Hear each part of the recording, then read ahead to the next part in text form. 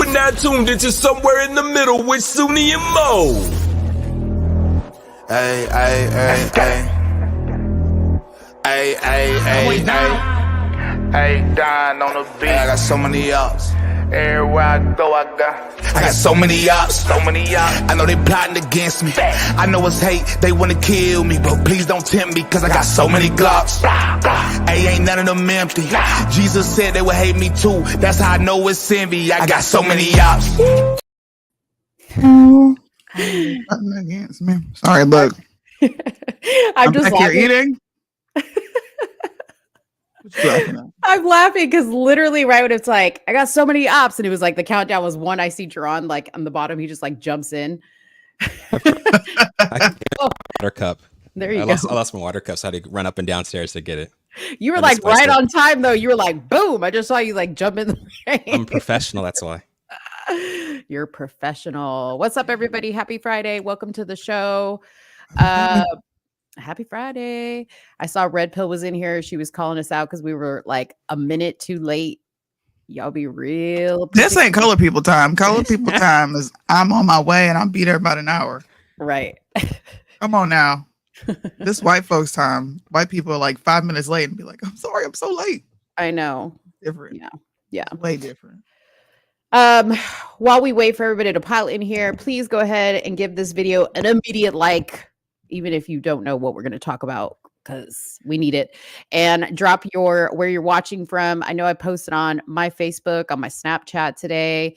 Soonie's got posted all over the place. So just let us know where you're watching from, what platform you're watching from, what state, whatever you want to say. We appreciate it because the comments need to be popping in order for our video to not be hidden.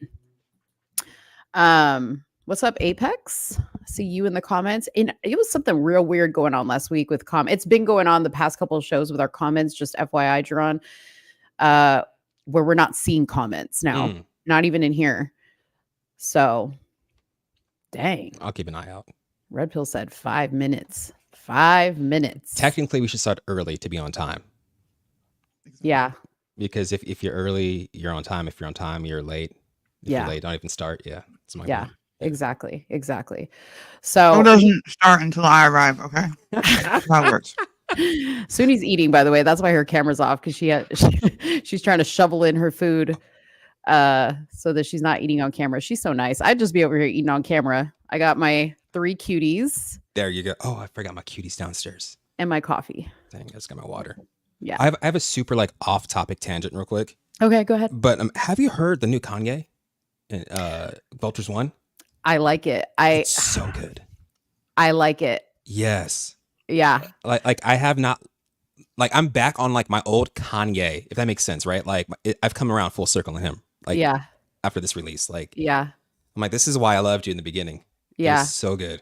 It is so good. I've been listening to it every day, pretty much, like trying to get through all the songs. Yeah. And I don't know all the songs like off the top of my head because I'm just more or less listening to the songs because I'm driving. But I was really surprised. I actually really, really like it. This is how brilliant he is. He had me bopping out to Northwest on a verse. Right? She's like, it's your bestie, Miss Northwest. Yeah. Listen. I'm just like, I kept going over and over. I'm like, he's brilliant. I mean, like to me, for me to like groove to Northwest, like not even laying down anything lyrically like profound. Yeah. But it was so catchy. Yeah. That particular part of the song, I'm like, whatever, I'm over it, only because they like overdid it on Instagram, showing that on there. Marlandon Sootie's here. She's just eating a little bit of food before she puts her face on the camera, but she's here. Say what's up, Soonie. What up? What up? But yeah, I mean, it's a good. The beats are really good. Yeah, like the beats are fire. So yeah. And it's like, I just realized the brilliance of Kanye, like how he had that Vultures merch drop, right? Mm-hmm. Like he had those Yeezy pods, put them up for $200, knowing good and well that he's going to drop them to $20 because he's always been wanting to make a $20 shoe. But everybody saw that $180 price decrease, so we went out, we purchased that. Did you get your merch yet? I got a whole outfit. So I got my Yeezy pods, I got a Vulture shirt, Yeah. A long sleeve, a short sleeve, and the sweatpants. Oh wow, we haven't gotten. My got a son whole hasn't foot, gotten yeah. his stuff yet. And then oh no, I haven't received it, but I purchased it. Oh yeah, okay, yeah. But I'm gonna be my Kanye West drip. Okay. Listening to his album, yeah, it's I need a whole video. I need a whole It's- like photo shoot done of your outfit, of your fit. I will put one up. Trump 2024 from YouTube Europe. What up, Europe in the building? What up, Europe in the building? And he also says, smash that like button. What up, Lauren Baker? Yeah, I agree. Have you listened to it, Soonie? The Kanye Vultures? Absolutely not. Absolutely not. Even though, do you know yet? I mean, I can say this because he disclosed it. You know, Bryson worked on, I think, I don't know if he worked on a specific song. I know that he said that he was brought to Tokyo to make sure that Ye was using biblically accurate information in his songs. So I don't know if any of the, do you know if any of those songs that he was part of made it to the album? Have you asked him yet? No. Okay. I have no clue. Mhm. No I clue. haven't heard anything that's like overly biblical. Because that I'm that whole like, album is degenerate. it is. I haven't listened to it. It is. There is degeneracy in the album for sure. Oh yeah. On a road, on a road, go. Yeah. Okay, yeah. Oh no, that thing that has me. First of all, that has me hype. Me too. I'm just like, yeah. But here's the thing, and this is how innocently I listen. Is I was like reading the lyrics, and I was like, "That's what he's saying." Right. The same thing happened to me. Head so good, she's something so on a good. roll. Yeah. Yeah, I was like, no. See, I was, Like, see, I so was good just, she on a roll. Had so good she carnival. Yeah. yeah. Yeah. I didn't know lyrics. I'm like, it was just catchy. I'm like, all right, it's a bob. You know, I'm just like bounce up and down. That's why you can't read lyrics. Yeah, You got to just go for the production. exactly. I have to remain. What is it called? Naive. Yeah. 100%. Soonie says, "I have the." What did you say, Soonie? I have the innocence of a child. Listen, Jesus is King is one of his best albums. I'm still is. listening to that. I'll continue to listen to that. I'm not listening to this. That is one of my favorites too. I love Jesus is Yeah. King for sure. Fancy. What'd you say? That's it. Yep. All right. Marlandon asked, "Have I seen?" Oh, this is funny, Soonie, that you brought this up. 'Cause we were literally just talking about this. Were we not, Soonie? My facial expressions. Yeah. Marlandon, tell us about it. Tell us what you observe about Soonie's facial expressions. Because My facial expressions say what I'm thinking. I know. I don't have to say anything. Face, okay. I told Soonie today, I was like, Soonie, we were just talking about how expressive we are if we don't like somebody or if like somebody says something that turns us off. And Soonie's like, oh, the minute somebody starts to like turn me off, you see it all over my face. I'm like, yeah, you do. Yeah. Soonie be looking at me like that all the time. No, I don't. Shut up. Yeah, you do. No, I don't. Come on now. Oh, I Jaron, don't. have you gotten the Soonie stink face? I'm pretty sure I have. Yeah. Quite a few times. Yeah. Talking about our article, the Supreme Court and Oh, we're gonna get into that today. Don't worry. Oh, see, she brought it back. She gonna yeah, bring she's it ready. back. Let's go. Soonie, this is the thing though. Soonie doesn't like harmony, okay? Don't. No. Division. Let's do it. She don't like harmony. We're the peacekeepers. I would love to be at Sooni's table for a holiday dinner. Oh gosh. Lord. That'd be What so do you think fun. it would be like? I think like this right here. Like you just coming in, be like, you know what? No, we can't have harmony. You know, this is the problem right here. Let me break it down for you. And then a bunch of faces being made in the background. It's like everything looking for your reaction. Is it like that, Soonie? No. Oh. Really? See, you're No. misunderstood then, huh? I'm just very reserved. Like, look, we're on camera. I have to be Soonie. Not saying that this isn't me, because I wear my expressions on my face no matter what. Yeah. But I'm very respectful. Like, I have friends that don't think anything like me. Me and Mo were just talking about this. Yeah. And I'm understanding of they don't think like me. But if they ask me a question, they know I'm going to be super honest. So Mhm. you're either going to like what I have to say or you're not going to like it. And I'm going to straight up tell you, I don't really care. You're asking me a question. I'm going to be honest with you. But Yeah. I don't seek like points of contention. I can sit at the table with somebody who's like, I love trannies. I might do one of these right here. Oh,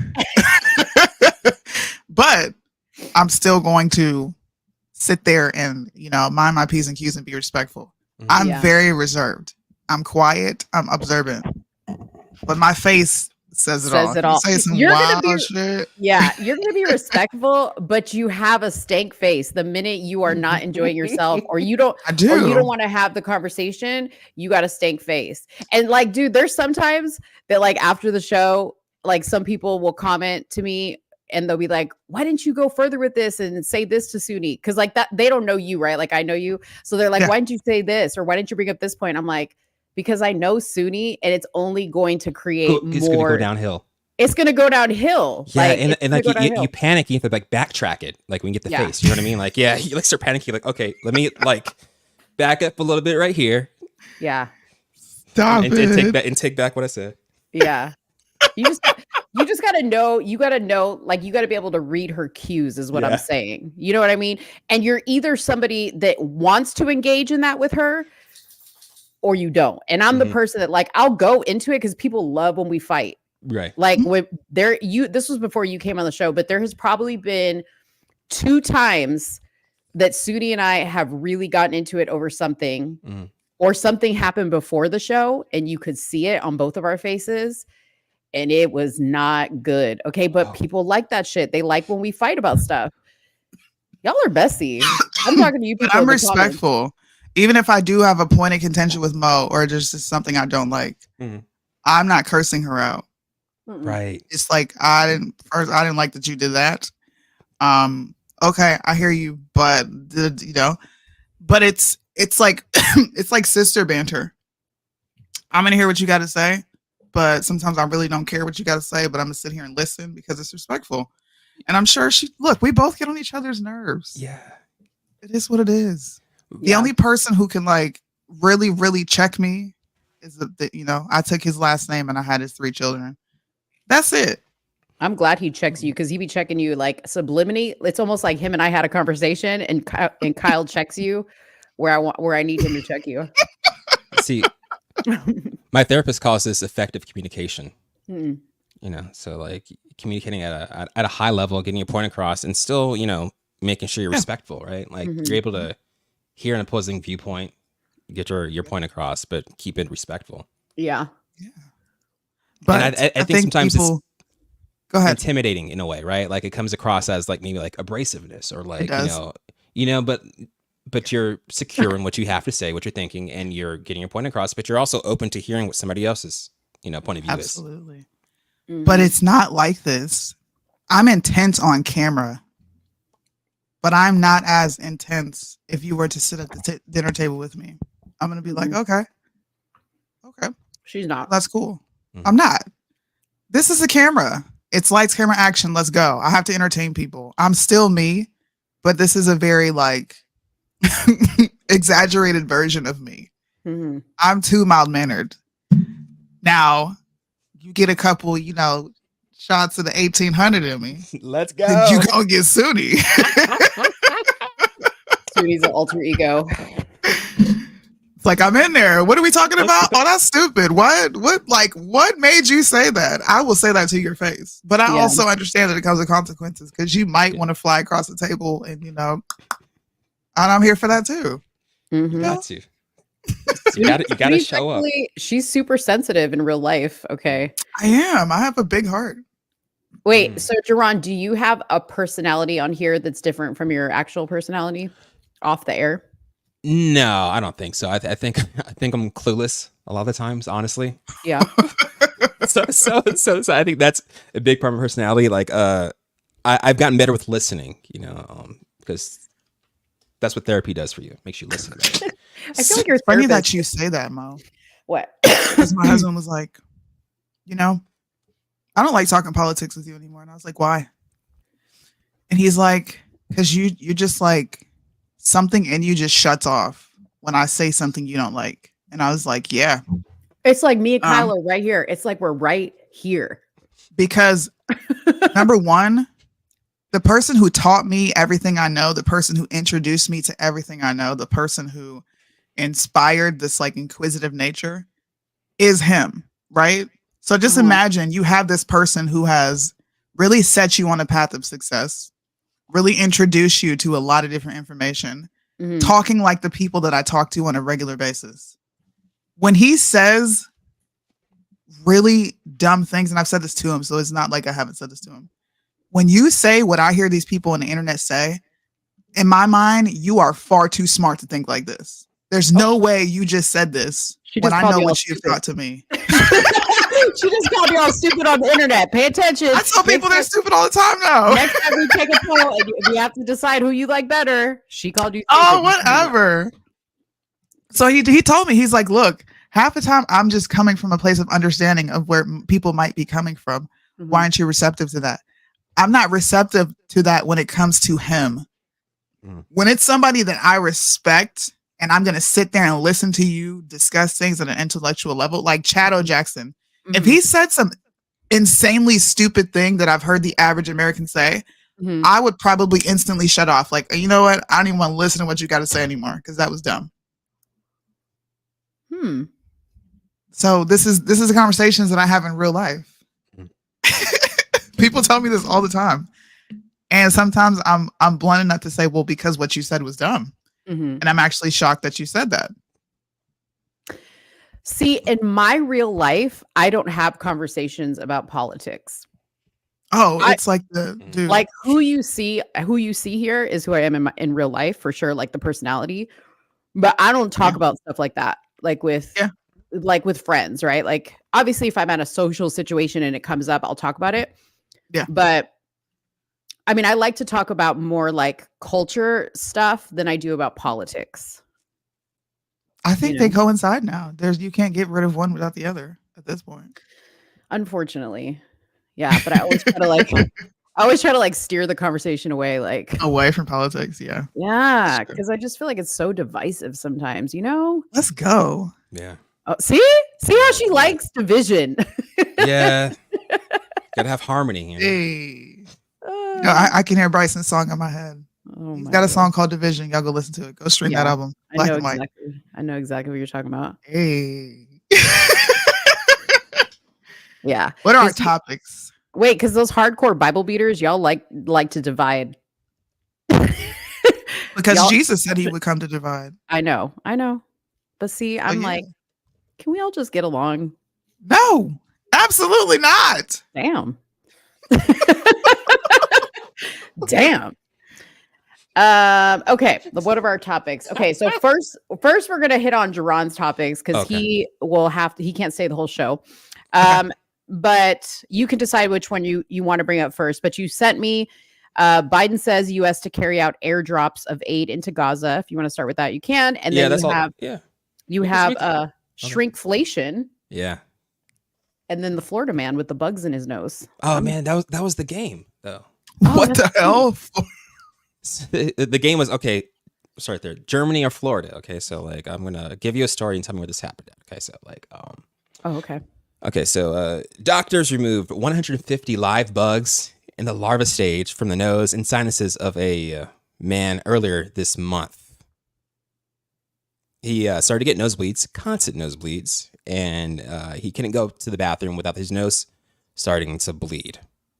When they looked in there, the doctor said, I see movement. So where did this happen at? Was it Germany or Florida that a man had 150 bugs from the larva stage in his nose? Do you have video of this? Is there video of this? There's a picture. I need to see it. There is a picture. I need to see it. Can you pull it up? Which one? Are they like grouped up all together? If they are, I'm turning the screen off. No. So also, so what was going on too? It's not in this article, but like what was going on is that the bugs are eating through his nose and they kept going like that part of the nose like that's between like the end of your nose and like the beginning of your brain. You know what I mean? Like that. Yeah.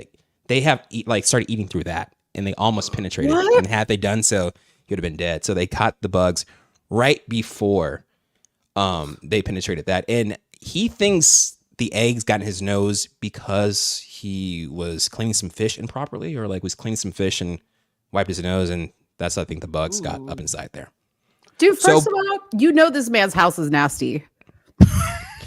How do you not feel like something that just like wiggles What? up there though? Like, yeah, like Ugh. So you're saying, did this happen in? in Germany or Germany or Florida, Florida. did a man discover 150 bugs in his nose and didn't know they were up there until he got nosebleeds? That's a I'm going big. to say Florida. They're near the ocean. They do a lot of fishing there.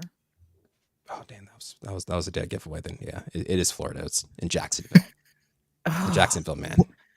Oh man. That is so gross. Like, are you close to pulling up this picture? Because I'm dying. Yeah, I have it right here, but I can't figure out how to pull it up though. Oh, he also said he was feeling off and his lips started to swell. So do I hit present or something like that on this? Yeah. one? Yeah. Okay. All right. Cool. That's For a second, real quick, make sure no other tabs are open. Okay, cool. Yeah, shut down the Pornhub that you got Okay, there. I had to. Doom, All right, doom, wait. doom, doom. Oh God. Shut down the Pornhub. No. This is me trying to use a computer because there's so much technology. I don't know what the hell to do. Okay, turn on that sharing thing right there. Okay. Dear God, I gotta hit my fingerprint now for the password. Then I gotta hit. This is too damn hard. I'll text it to you. How about that? Is that easier? Okay, wait. Just go to share screen, then entire screen, and then whatever. I have two screens, so pick whatever screen okay. it is on there. There we go. Okay, share there. Be careful now. Did it do it? We ain't trying to see no sexy reds working on a hospital bed. It says screen sharing was canceled. Okay, Okay. text it to me. Okay. Man, This is the problem with all this damn technology. Like, I don't know how to use this at all. It's getting on my nerves. man with 150 bugs That is removed disgusting. from his ear. Nose. Oh, I got it. You got it. Okay. There's a New York Post article with the picture inside of it. All right, peoples. Get ready. Oh, I don't need audio. Okay. Yeah. That is nice. There's 3 pictures in there too. So What? Like, that's like that's a surgery shot right there. So like his Oh, I nose was and about lips to started to say. swell up. So yeah, that's like post extraction. Oh, dude, that's gnarly. Oh yeah, that's up inside there. Oh! Can you make that bigger? Out. No. Oh my god, I don't that think I has to be can. like one of those cameras they stick up your nose. Oh, look at those bugs. Oh, that's crazy. There's one more picture too, right? Here, wait. Let me just do it on a full screen. Okay. Oh yeah. Oh yeah, See all the the pictures. unidentified man. Oh, that's crazy. That was in his nose. Oh my I'm god. sorry. What? How do you nasty not if you don't know know that that's that's in what your you nose? do. What? You're nasty. Like Yeah. everybody at least blows their nose like once a day. Yeah. Or like, like when you're in the shower or whatever, you're just kind of like, I always in the morning time, like I clean out my nose because I have allergies. So I'm always like, Mhm. like covering one side and just like blowing or whatever. But you're nasty for sure. You've got earwax, bad breath, and your house is disgusting.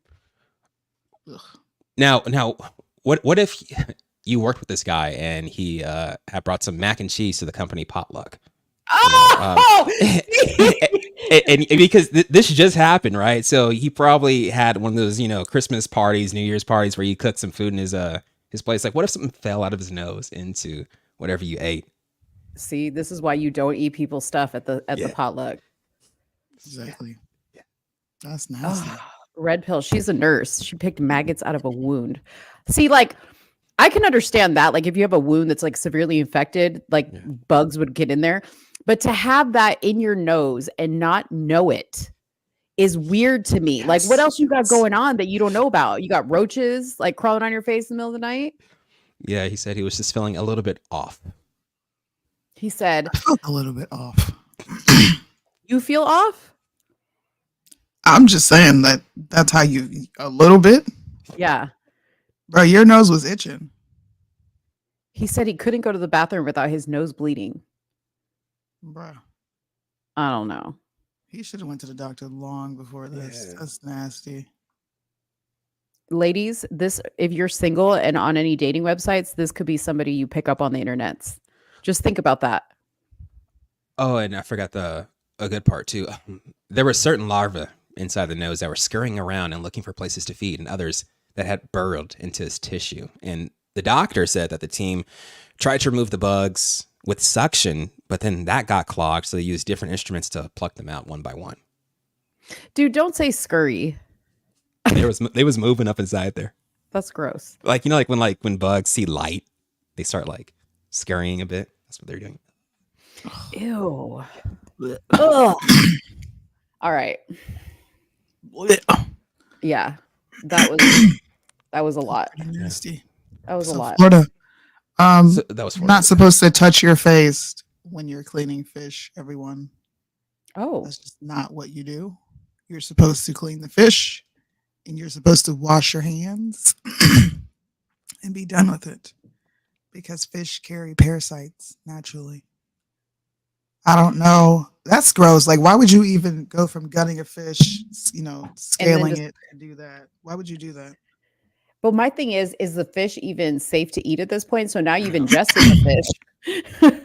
Really depends on what kind of fish it is. Not every fish is good to eat. I'll agree.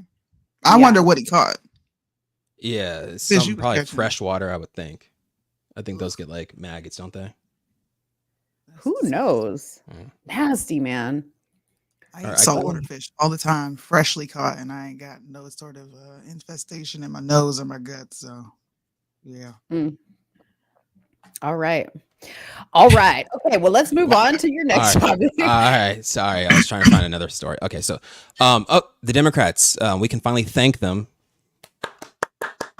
for really getting into what people care about, those kitchen table issues. They are going to crack down. They're going to get a bill that would crack down on the practice of shrinkflation. So, like, like when you go and you buy like your bag of Doritos that says like 5.4 ounces, and then all of a sudden you open it up, it's like half air. Well, what people have been doing is they've been putting less and less into those bags, and still charging the same amount. So the Democrats are going to go after that unfair trade practice and be the heroes and save us all.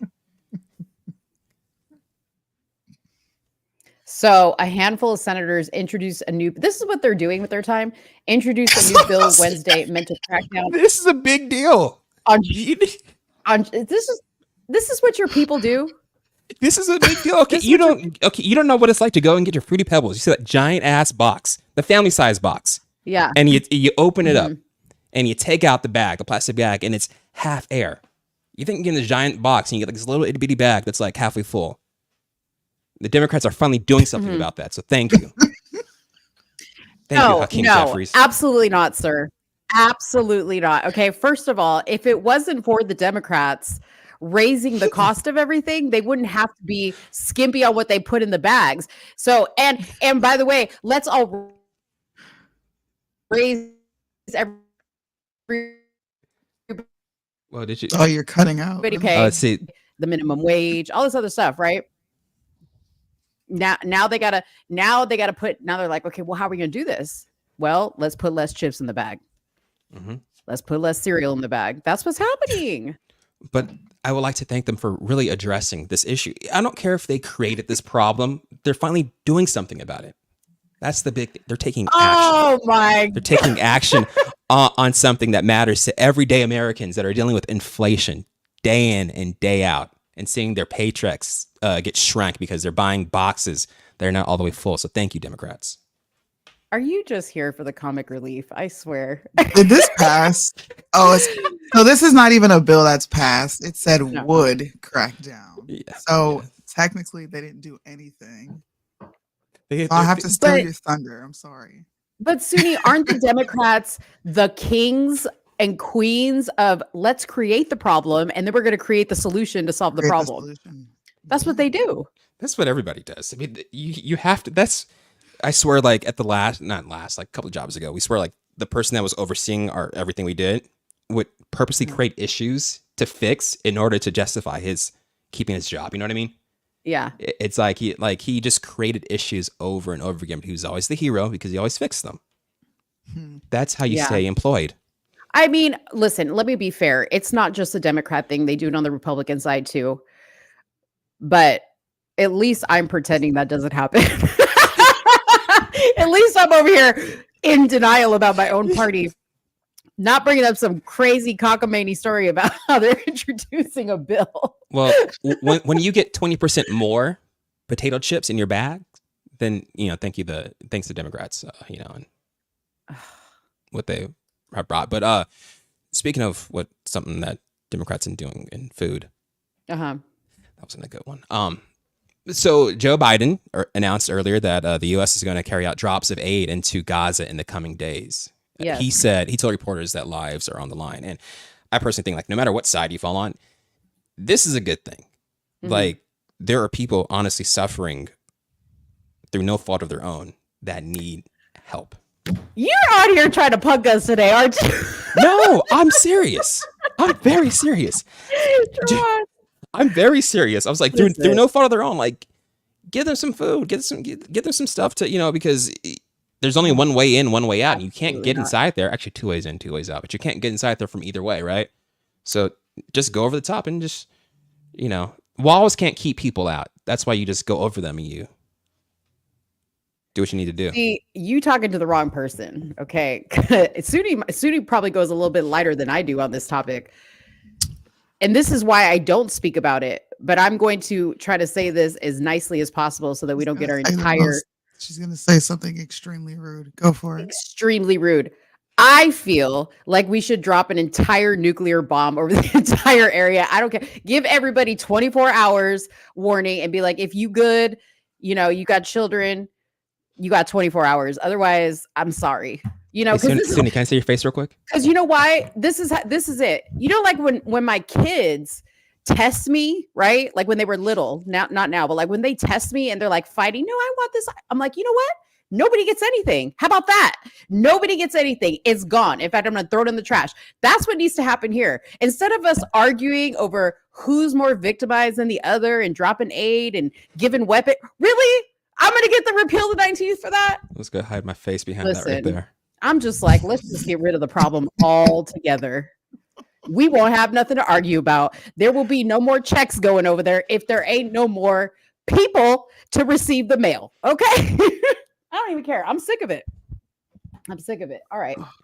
But let me just remind you, I'm 1% Jew, so I cannot be anti-Semitic at all. So you're the one from Texas that's going to be Trump's VP then, it seems like. Oh, God. Please don't bring that up. This is one of those things that I'm just going to pretend like my people aren't doing this or that I didn't hear this. Did you hear this, Soonie? This supposedly Trump's like, I wouldn't be opposed to Greg Abbott being my VP. What? No. Look, listen, I'm just going to pretend that you didn't just say what you just said. And I'm going to say that you're a woman and we understand that women are a little emotional and they want to do drastic things because of their emotions. So I do not support or endorse anything this person on the screen over here just said. That's me. I'm not advocating for nuclear. Okay, look, the girl over here with the blue background. There we go. Thank you. Blue for Jew. I just thought it was a good idea to drop aid in the coming days. I think it's a good idea for BB to just go ahead and cease a fire. Just cease fire. You're not doing anything over there. Our government is doing this right here. I'm gonna put a band-aid over an issue I created because you're sending them money every chance you get. Which I'm not saying they get right away. It's not a cash app deposit. But over the years, we've given them almost easily damn near $1 trillion, if not over $1 trillion now. So we are actively participating and complicit in what people are deeming allegedly a genocide. So you dropping aid, great, Biden, but you're also sending money over there funding a war. I agree with you. I take this is a fucking stupid story. I agree. That is the answer, is a ceasefire, because we are sending all this money over there, and when they're using our weaponry to commit this, and then it falls back onto us. Like it's a national security issue, I think personally. I don't disagree. This is tax-paying dollars. Yeah. So See, but the ceasefire has been the consensus for a long time, and ain't nobody seizing fire. The issue does not get solved this way. We just have to take drastic measures. that's not how you solve issues, because you It know is. the people who are controlling the bombs that are indiscriminately bombing, they're going to leave, and then you know who they're going to take aim at? You. So all you did was essentially wipe out people like you and I here. And the Mhm. people who really matter, who are controlling the puppet strings, they're leaving. They're But not going to stick around. first of all, in the words of Sheree from Housewives of Atlanta, who gonna check me, boo? If you ain't alive, Bruh. if you ain't alive, who But gonna that doesn't get rid of the problem. The people who are going Mhm. to bomb you back in return are going to leave. I mean, they're bombing you back in return because they're getting bombed with our stuff. Hashtag And then who gonna you've check me, started boo? an completely unnecessary war. Yeah. See, Yeah. You don't listen to her on this subject. You knew that was coming across. You knew it. Nukes do not solve arguments. Yes, they do. Yes, they do. This is like Joe Biden having the nuclear codes. That's what I'm listening to. No, I'm telling you. Listen, and you know what's funny? You know what's funny? I'm already making a prediction that I'm going to bring up a topic a little bit later, and I'm going to have an opinion about it, and you're going to bring this back up to. I shove it in my am, face. because you're not consistent logically. I know I'm not. But see, here's the thing: I'm Team America. I'm not Team anybody else. No, you're not. Team America is for leveling that place. So if you're Team America, then I'm going to say you're not actually Team America and you're a Zionist. Wait, you said Team America is for leveling that place? Yeah, all the people who claim to be America first, Oh, they're solely focused on this issue and not what's going on at home. well, see, that's why I don't talk about this issue, because just me saying I think we should just, get rid of the problem. Level the place. Yeah. Level the place, right? I got to be careful because the YouTube. No, you don't. You're allowed to say that. Because I'm a Jew. I just say ceasefire. That's all I say. Hey man. Hey Oh, man. Look, you're entitled to that. I'll yeah. give that to you. But yeah, I would never. You don't have my vote for president or DOD, head of anything. Yeah. No. You know how about You would have my husband dead somewhere, and then we would cease to be friends. Yeah. If we went with your logic. No. Actually, I wouldn't, because your husband wouldn't have anything to fight. There'd be nobody left. Who you gonna fight? Dust? Because that's what I want to do. Dust. Okay. This is crazy. I wish this was a Spanish show, so I could really go in Spanish and say what I really want to say, how I want to say it, because it comes across so much more better in Spanish. In the words of Mo 20 minutes ago, can we all just get along? Thank you. Here we go. See? Look at the bad habits you're picking want up. division. Look Yes, at the you bad do. habits you're picking up from this one. Look at that. I'm just saying. I'm just, Here we go. See, I That's brought you not- on. I brought you on to have your own opinion, and now you got to side with Soonie. I'm a flip flopper. That's all I am. Obviously, I am a flip flopper too. I do flip flop, but No, you don't. I You said are my- consistent. I said You my are piece. consistently inconsistent. That's some consistency right there. I'm consistently inconsistent. You're losing subscribers. 2024 says, why is Democrats playing on both sides in Gaza versus Israel war? We sent billions of money to Israel and we sent a whole bunch of supplies to Gaza. Does it make sense? No.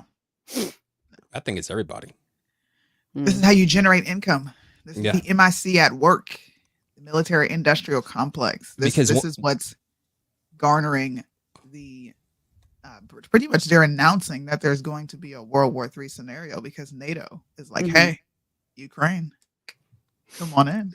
Do you correct me if I'm wrong, but like when we send aid over, it's typically weaponry that's already been like in the stockpile. So like they send that over as like the aid package and they like rebuild it. If that does that? Pretty Is that right? much. It's like used goods, right? Like Pretty much, yeah. when the team that doesn't win the Super Bowl, they send all the t-shirts to Africa. It's like that.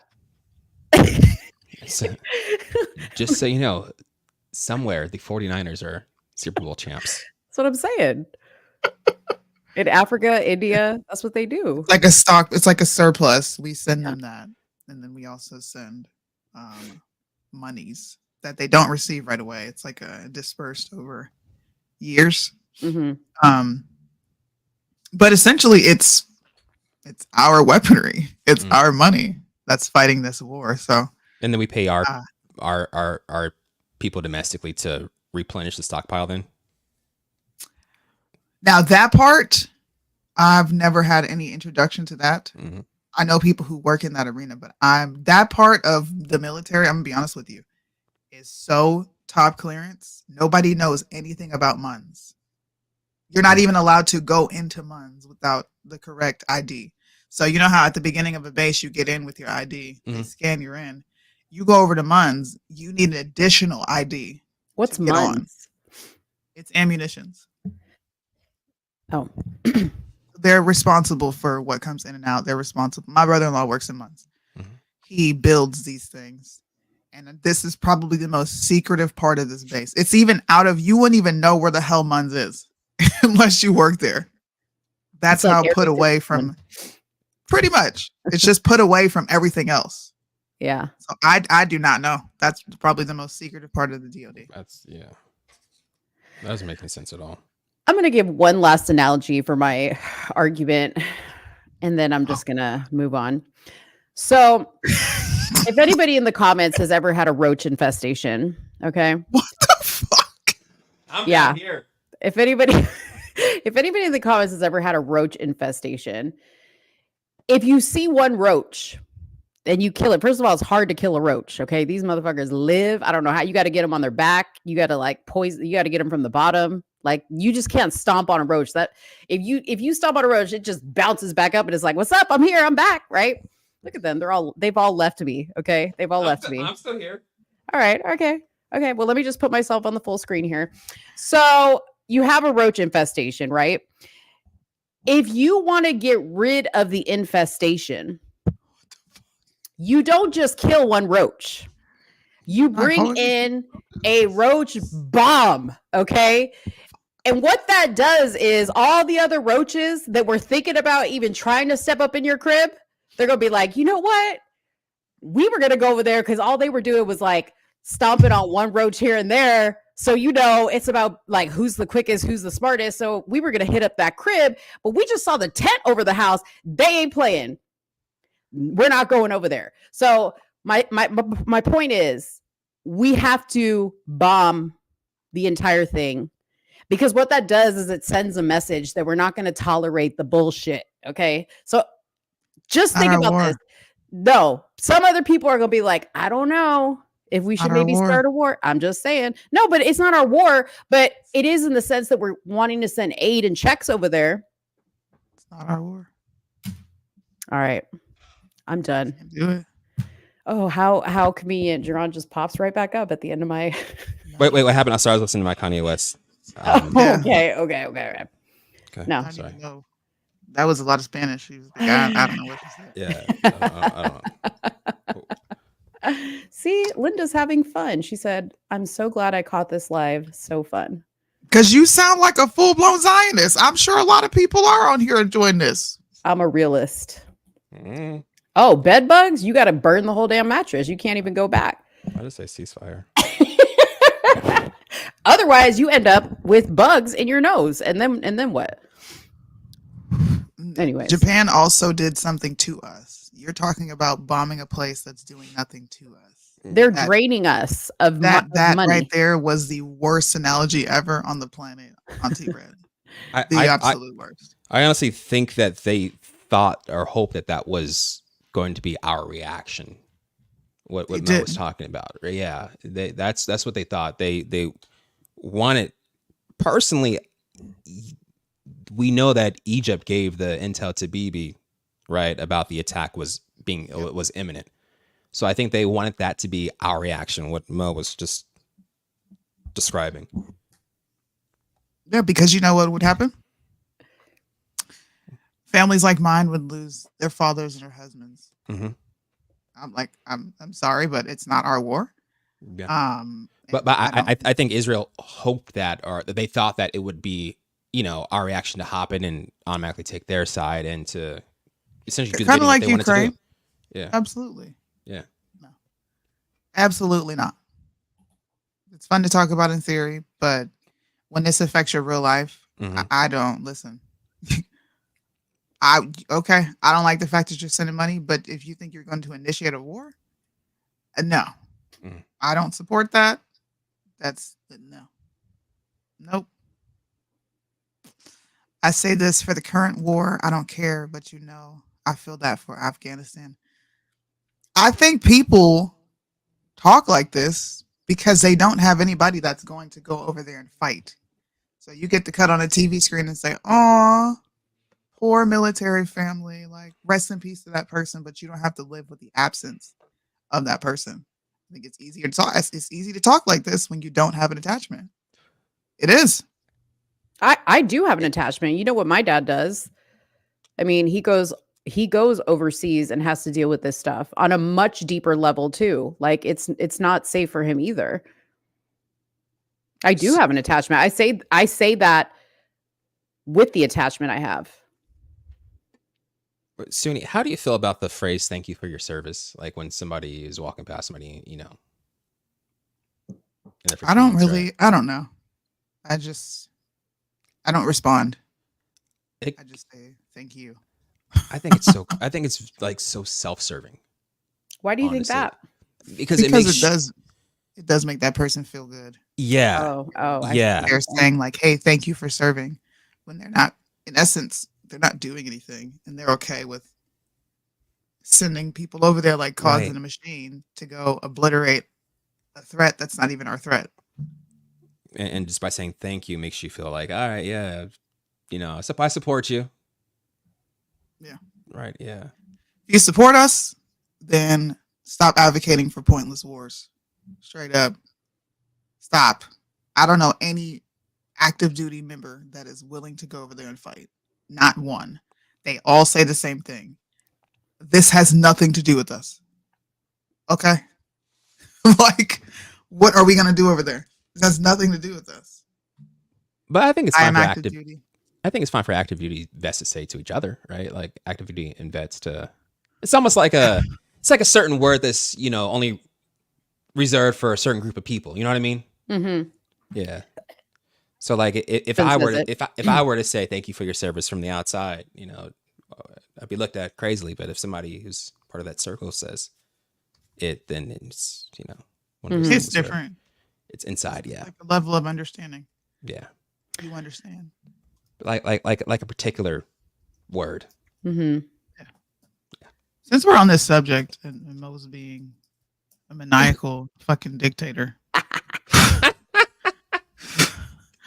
can we have a conversation about the young guy who set himself on fire Yeah. outside of the Oh, yeah. Israeli embassy? And people are going to be mad at my commentary on this. I'm just Oh. going to give you a warning. I probably agree with you though. You probably will agree with me. Yeah. People are going to be upset. Now, I don't believe in martyring this young man. Okay. I don't believe he's a hero. I don't really have anything positive to say about him because you put on the uniform, you sign on a dotted line, you put your hand on the Bible, and you take an oath. You know what you're signing up for. I don't want to hear anybody say they don't know what they're signing up for. I've watched these people take the oath. Okay. But let me not even say but because but cancels out my previous statement. I'm just going to continue talking. We all have that understanding. I think it's foolish, extremely foolish, to pretend like America does not have any dealings in what's going on over there. And I think it's absurd to expect people to not have feelings about potentially taking part in what's going on over there. We love to push humanitarian crisis and efforts and how we should not be doing these things. We spoke out against our military when they got caught doing very disgusting things to people over in the Middle East. I was one of those people. I was one of those families. I'm a military family. A lot of people did not appreciate that, Mhm. right? So for this young guy who's probably in his early 20s, they have a completely different view of the military. They are also far more aware of what our military does and does not do. They are far more aware of what our country, not even our country, our government participates in. So is it wrong for him to not want to participate? No, it's not wrong. Because we know that we take part in some very immoral, disgusting shit that has absolutely nothing to do with the safety of this country, but for the interest of the MIC. We know this. Now, is he right for what he did? No. You disrespected the uniform. You knew what you signed up for. But people acting like they don't understand why is where I get off the train. When you go and you attack Candace Owens and say, oh, how disgusting. You said rest in peace. This is a human.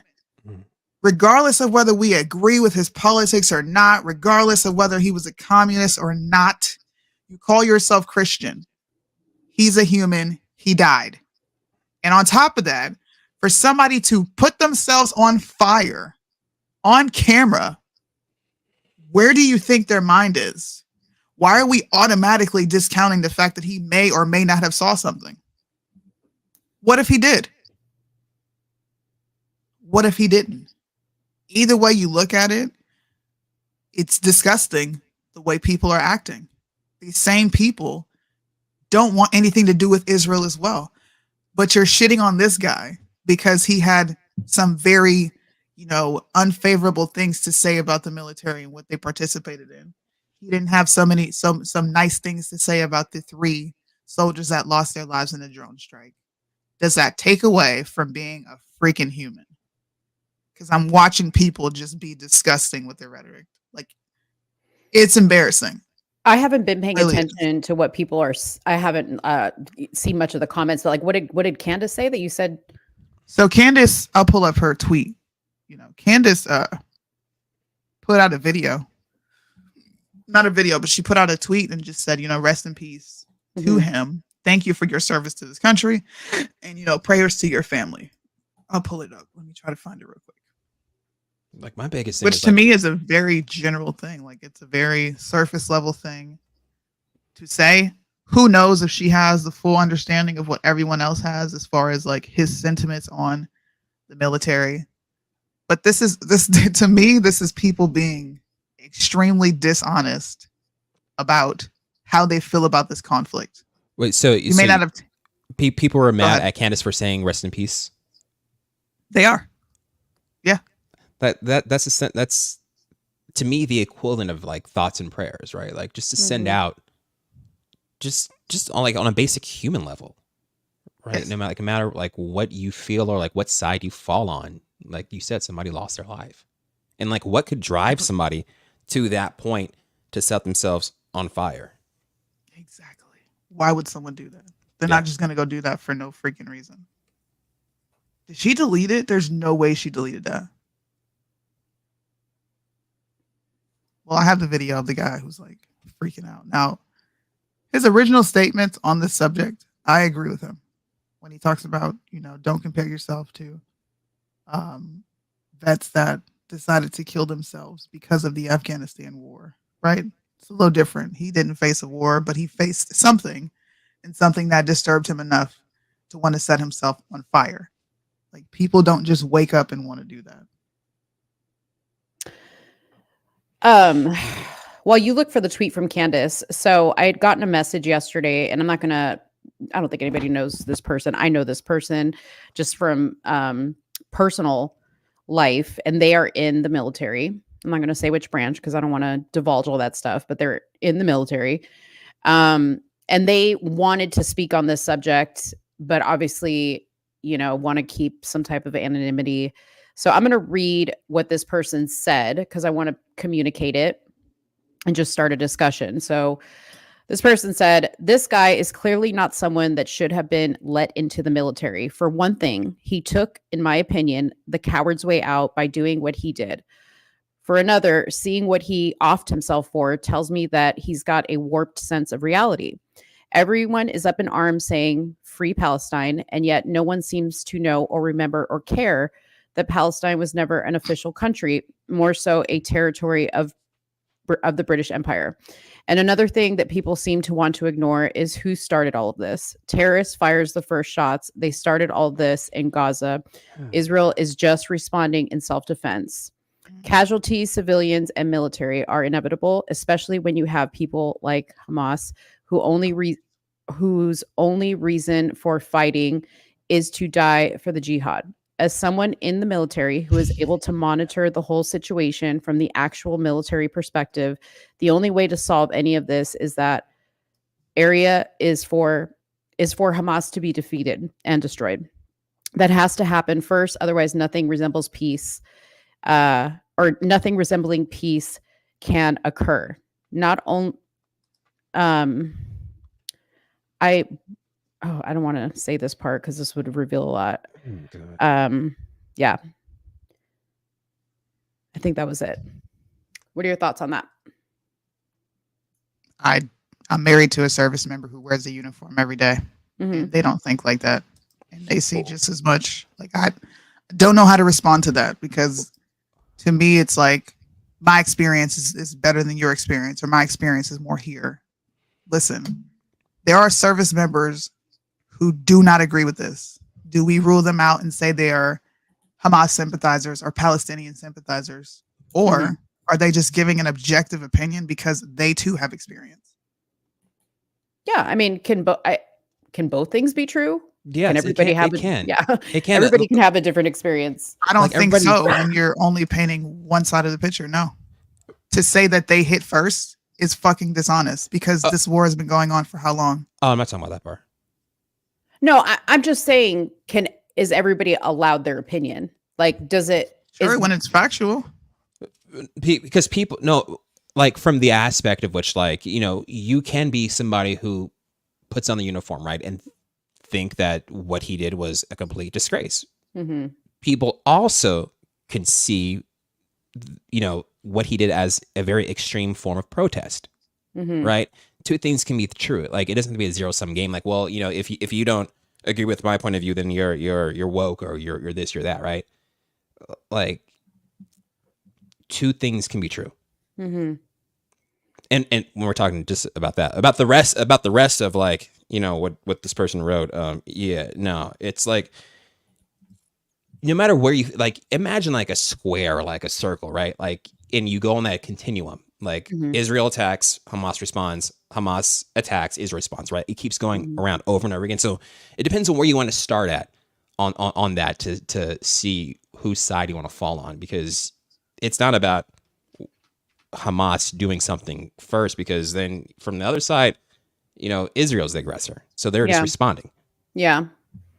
You know, like for instance, like, my dad has worked a lot in the Middle East, right? So he has a certain perspective about things because he's seen things like firsthand. He's been there. Like, he's not. I think there's so many different angles that you can take from it. There's, like, just being in the military, right? Then there's the person that's in the military that maybe has had experience with similar situations. Then there's, or like Afghanistan. Then there's people in the military that actually are in this particular conflict or involved in some way. So you have so many different opinions, and everybody's varied based on how close to it they are.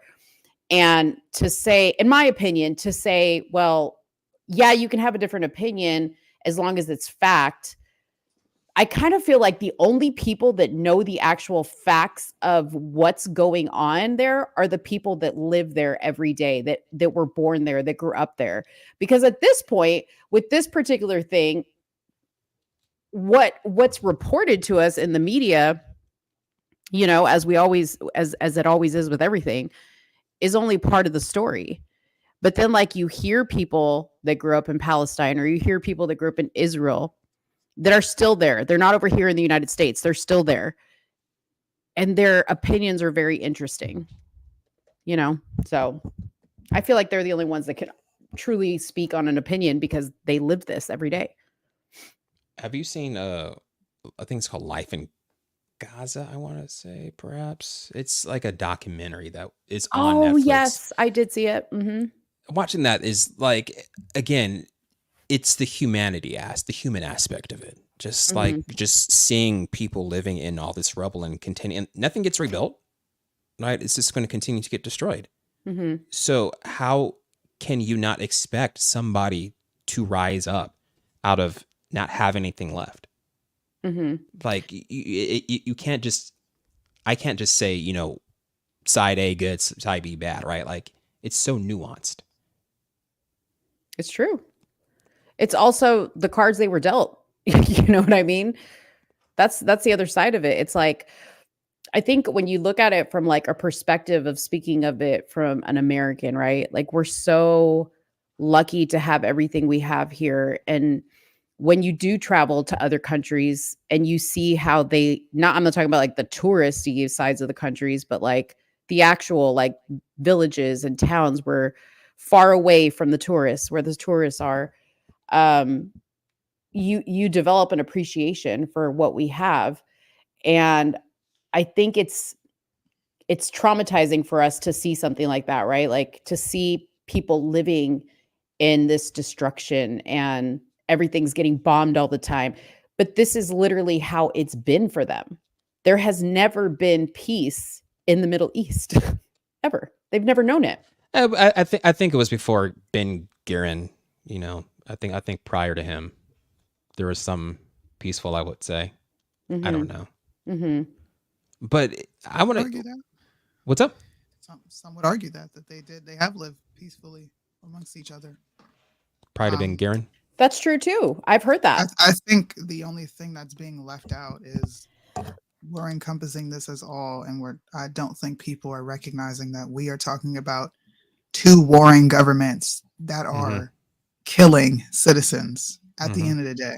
Right. So I'm going to pick a side on that because I pick a side on that in my country. The government sucks, and both governing bodies in these countries suck. Right. I don't see how we can support Israel when Israel stands in opposition to almost everything we stand for when it comes to social issues. They support abortion. They're for LGBTQ issues. They're a very liberal leaning country. But how not do you at support top that? though. They're not though. They're not liberal at top. What do you mean by that? Luke Kidd is far right. BB's governing body. They're far right. Like No. socially, I think a lot of the citizens perhaps are left leaning, but government wise, no. They're far right. I'm going to disagree, and that's okay. I'm going to disagree based on the legislation that they push in their country. To me, there's nothing right-leaning about blotting out voices that don't align with what you got going on. That's not a freedom, right-leaning opinion or even a viewpoint.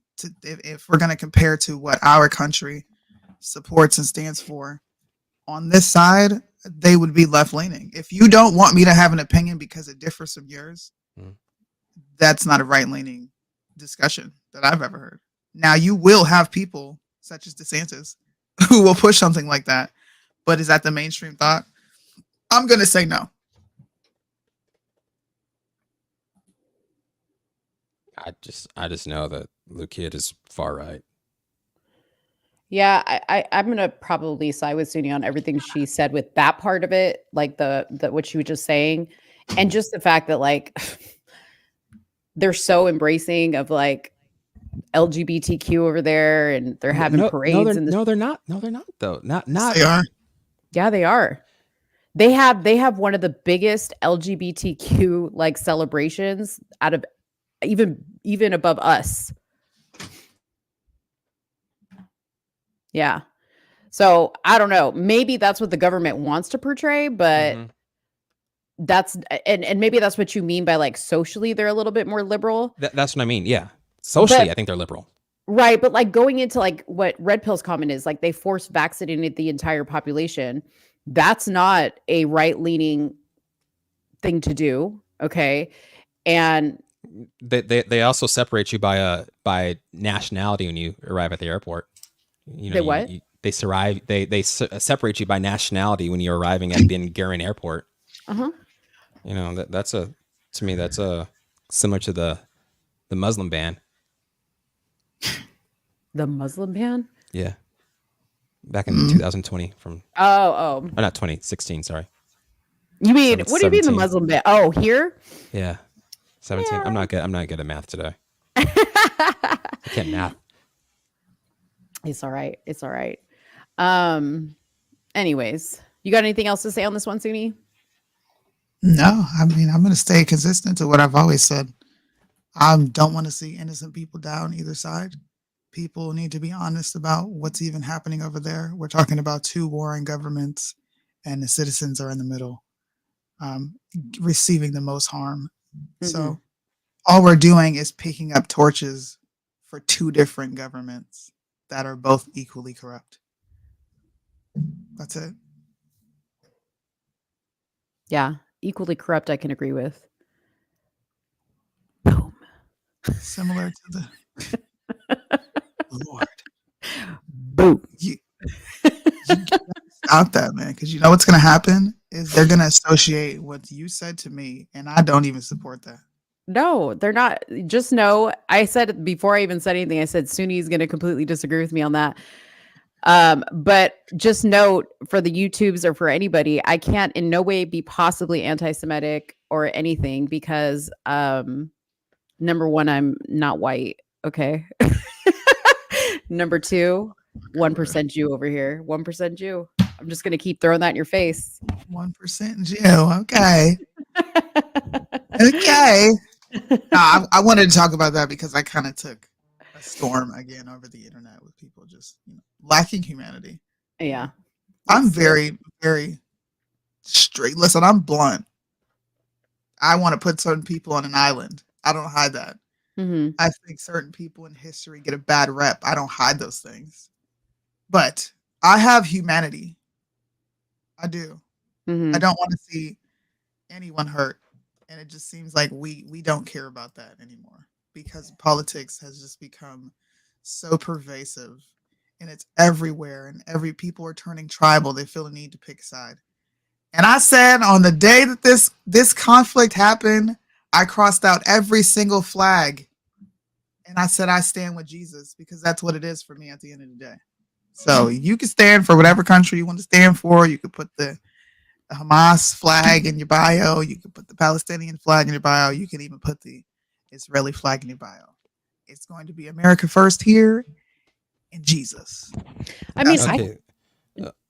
Sorry, I was just looking at the kid party. Red Pill told me to do my research, so I was just trying to figure out what they are. They are a right-wing Israeli political party that was founded in September 1973 to challenge the Israel Labor Party.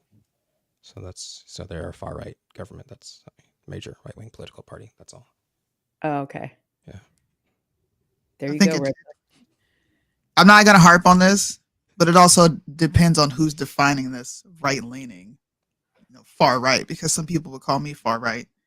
And I don't even agree with half of what the far right is proposing because they're just as bad as the radical left. Yeah. They're not. Sorry, they're not extreme right. They're righter than the moderate right, I should say, but they're not extreme right. There's a different party. That's it. They're not like they're not way far. So they're not like what I mean. They're not far right. I should say right leaning. Got it. All right, let's move on. Thank you for making me clear that up. What you're saying? Was it a red pill? No, I was talking about Soonie. I saw the face, so I had to backtrack a little bit. Oh, see? Now he's paying attention. Yeah, I had to take it backwards. He's like, oh shit. I was like, got my broom out real quick, just like sweep this up. Right. He's like, oh shit, I'm getting the stank look. Yep. Whatever. You know what? We need to have probably like a stank alert, stank face alert.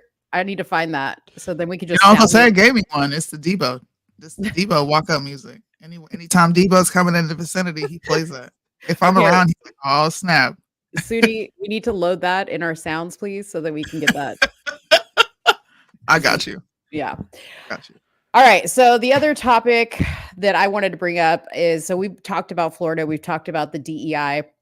So the University of Florida is said to have terminated all their DEI employees in an effort to comply with state regulations. So the article says, this is in Gainesville, Florida, the University of Florida is firing all employees in positions related to diversity, equity, and inclusion, according to a memo sent on Friday. It follows the passage of state law targeting college funds spent on DEI. UT officials say they have closed the office of the Chief Diversity Officer, eliminated DEI positions and administrative appointments, and halted DEI-focused contracts with outside vendors. Officials say 13 positions were eliminated and 15 administrative appointments were ended. The decision was made to comply with the Florida Board of Governors Regulation 9.016. On prohibited expenditures, approximately $5 million previously was allocated to DEI initiatives will now be reallocated into a faculty recruitment fund. The eliminated employees will receive 12 weeks of standard pay and are encouraged to apply before April 19th to other positions in the university. That makes so much sense. Why? That makes just, I was just wondering earlier how a man could have 150 live bugs in his nose and not know. So, you just tuned out. You're like, oh, okay. That makes sense because that happened in Florida. This is something that is going. So it makes sense. It makes sense. It solves the problem perfectly. Yeah, I mean, it's not kind of unfair to the like. This is kind of indicting the people. Do they know that they were a diversity hire? What if they were a diversity hire, right? But they measure up in every other metric. It's kind of like the whole. What's his name? Who's the weirdo? Who said I'm scared? I'm scared if there's a black pilot on my plane. Oh, that was Charlie Kirk. Yeah. To me, it's just like, I don't know, dude. Everything is an indictment on people at this point. What if they don't know they're a diversity hire and you just fired them because of someone else's choice? Again, to be fair, if you're trying to weed out the diversity hires, you fire everybody because you're certain. It's kind of like, just indiscriminately carpet bombing. I mean, to root out, the problem. Just go after everything. Just take it all. I like that. I mean, out of an entire university, if you only fired in total 30 people or no, 15 people, and then they eliminated 12 programs or whatever. I mean, you didn't do that many diversity hires out of a whole entire university. Second question, is there like a little box that gets checked at the top of the paperwork when you're a diversity hire? Like, how did they know? But this is Florida. Florida's been doing a lot of, I can't say this word. Florida's been doing a lot of dumb things, such as requiring people to have children to take a goddamn permission slip to be read to by black people. So a lot of these laws, I think, see, this is what happens when the left goes so extreme. The right says, I'm going to be extreme. Mm-hmm. And then the people with common sense are in the middle. They're like, bro, what the freak are you doing? Right. People should not get hired solely based upon race, right? Like no. that's we can all agree that that's stupid. Yeah. That should not be a thing. But the answer is not to fire every single person because you think somebody might have been on a diversity hire or just, because what happens then? They leave the door open for lawsuits because you then just told them outright, I'm firing you because you're black. Yeah. So this is retarded. Sorry, I couldn't hold it anymore. Well, no, I'm just saying, like, that's the truth right there. Like, you basically just told them you were only hired because you were black or because you were a woman or because you were in a wheelchair, right? And that violates the civil rights. Your civil rights. Like, you have a right. But to me, Florida is just always like, even like from the man with 150 bugs and their politics, they just seem just so out there, like out of lockstep, right? Out of like the mainstream. It feels like, at least to me. I don't know if that it's the same like within the party, but like at least from the outside is looking in, like they just seem so far out there. Like they're trying to out Texas. I agree with that. Right. They're doing it in a very weird manner. This is just, I like Texas. Texas does things in line with, as much as people might not want to agree, they do align with the Constitution. Yeah. They do read that in depth. They do find loopholes, right? Because this is what every politician does. They find loopholes to make their laws okay. You are not doing that. Florida is just trying to out Texas. Ron DeSantis is trying to garner so much support because he got his ass smacked in the primary, so much so that he had to drop out. And now we're looking at him draw up, and him and his state legislator. Dude, this is not the start. This is the end. Ron DeSantis has been writing crazy and supporting crazy pieces of legislation for years now. And I've called it out when people are like, Daddy DeSantis, bro, I don't like DeSantis. He sucks. He sucks. I would prefer Trump over DeSantis. Ooh. 100%. Shots 100%. fired. Pew, A pew. million percent. Oh yeah. Damn. Yeah, no, for sure. Like, for being personally, I think DeSantis is way too far out there compared to Trump. Like, he makes Trump look very moderate. Trump is moderate. I don't care. People will lie and say I guess, right, because I thought like George W. Bush was far out there, and then Trump came. I'm like, oh yeah, W wasn't too bad at all. He blew him out of the water. Yeah, he wasn't bad at all. I like know, W. like, He was cool, right? All of a sudden, you hear like Democrats like, Bush really not bad. Bush wasn't that bad. Yeah, can we go back to that, please? Yeah, he was cool. Like, he said some things that I didn't like. He did some things I didn't like, but for the most part, he was cool. He was a good guy. Until like 2008, and then after that, I had like I know a lot of Democrats. My mom voted for her. My mom is a staunch. She's a blue blood to the day she dies, and she voted Bush. So I know a lot of Democrats that actually voted for him. But I remember telling my dad, like, right after 9/11, like, I was in college and I was like, I felt honestly safer with W at the time as president than Gore, if that makes sense. It does. Like, for some, like, I mean, we can talk about whatever happened after that, but like in that moment though, right? Like, I just felt like he was the right person to lead the country during that time. Man, I don't know. I'm indifferent on this. My sister did 2 tours in Kuwait. I'm indifferent. My cousin did a couple tours in Kuwait. I get it, but then again, I don't get it because I'm just sensitive about stuff like that. Yeah. I understand what you're saying though. He is a safer bet versus Gore. I do agree. But at the same time, I don't know. it's up in the air. It's just crazy. Yeah, it's just like you said, so nuanced. It's just like it's up in the air. Since we're talking about Texas though, can we, I want to have banter with you on Article 4, Section 4. Wait, can I go? I need to make a urination sample really quick. I'll be right back. Oh, okay, cool. We have to have Mo's commentary because I want to know. You're talking to me? Yeah. Oh, we're talking about the border. We're going to be talking about. I had a little pregame before this right here, so This is perfect. So did I, though. So we're on a level playing field. Let's go. Bring it on, then. Okay, cool. So, okay, well, Texas had a law that allowed police to arrest immigrants suspected of being in country illegally. And this was a new law that a federal judge blocked.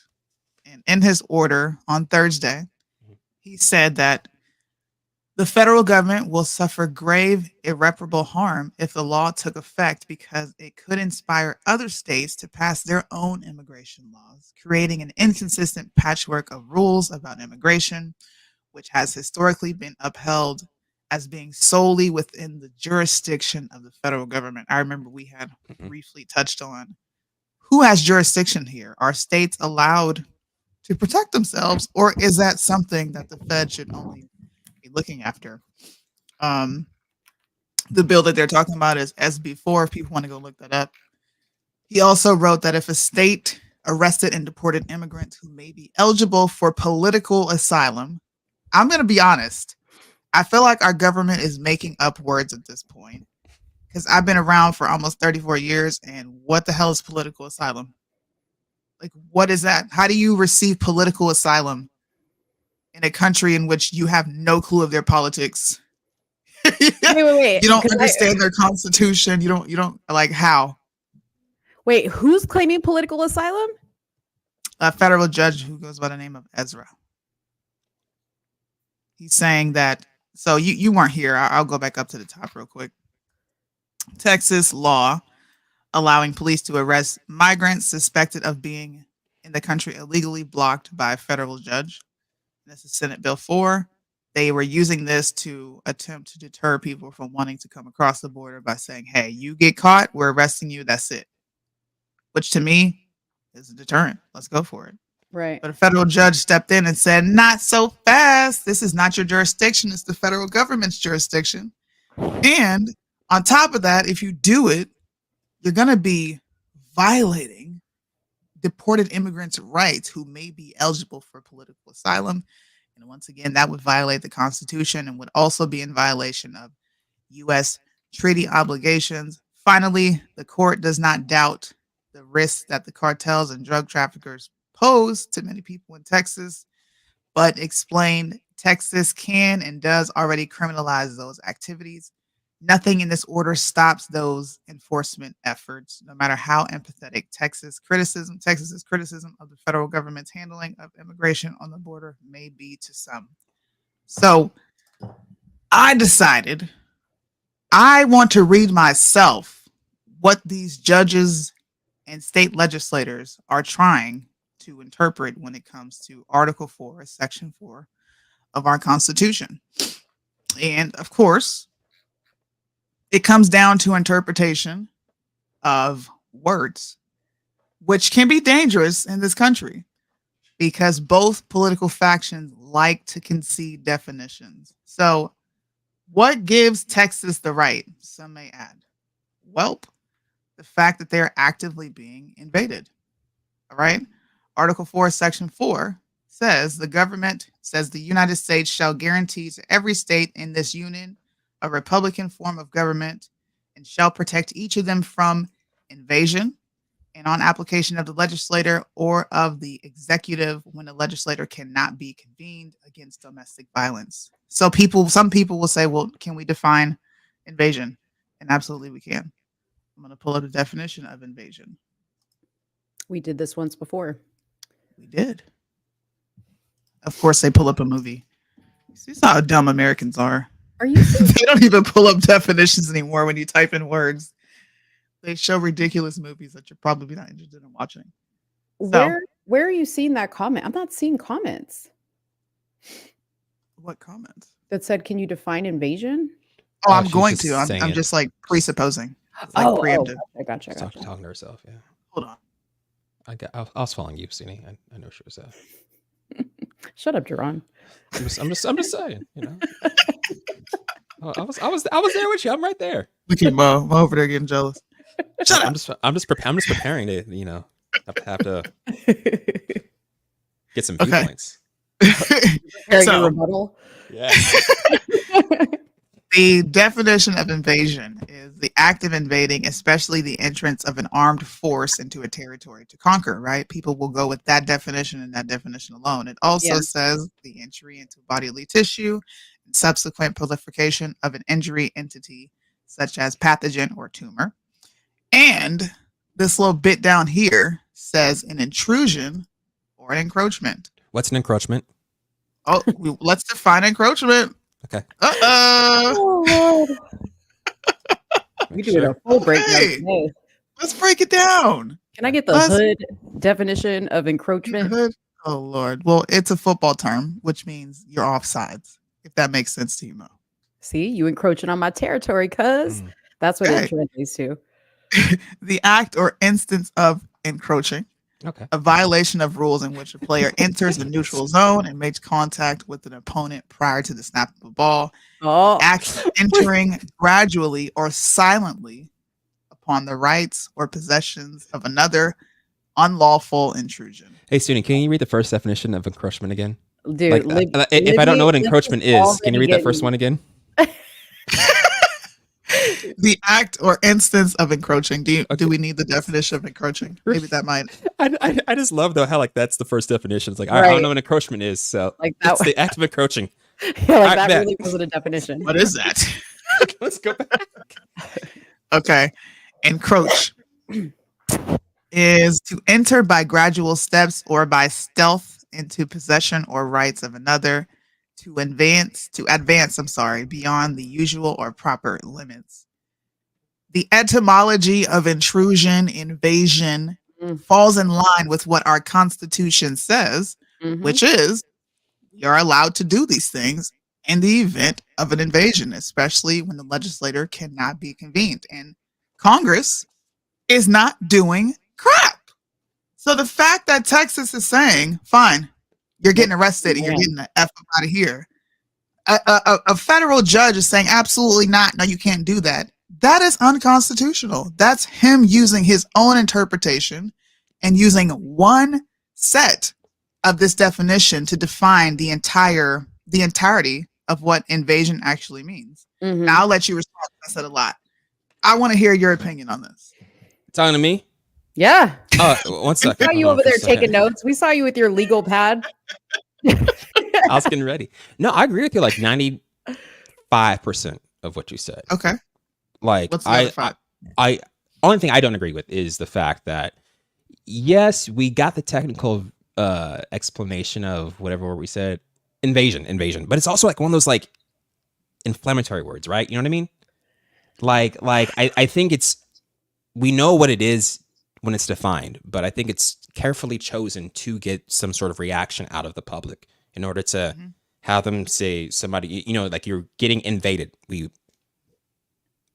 think of like, I don't want to say it, but like, aliens. Like you're saying, like it's to invoke an emotional. Right. Yeah. And we think of getting like overran by like a ton of like things that we don't want, which I understand. It's cool. Right. But it invokes that imagery that makes people act.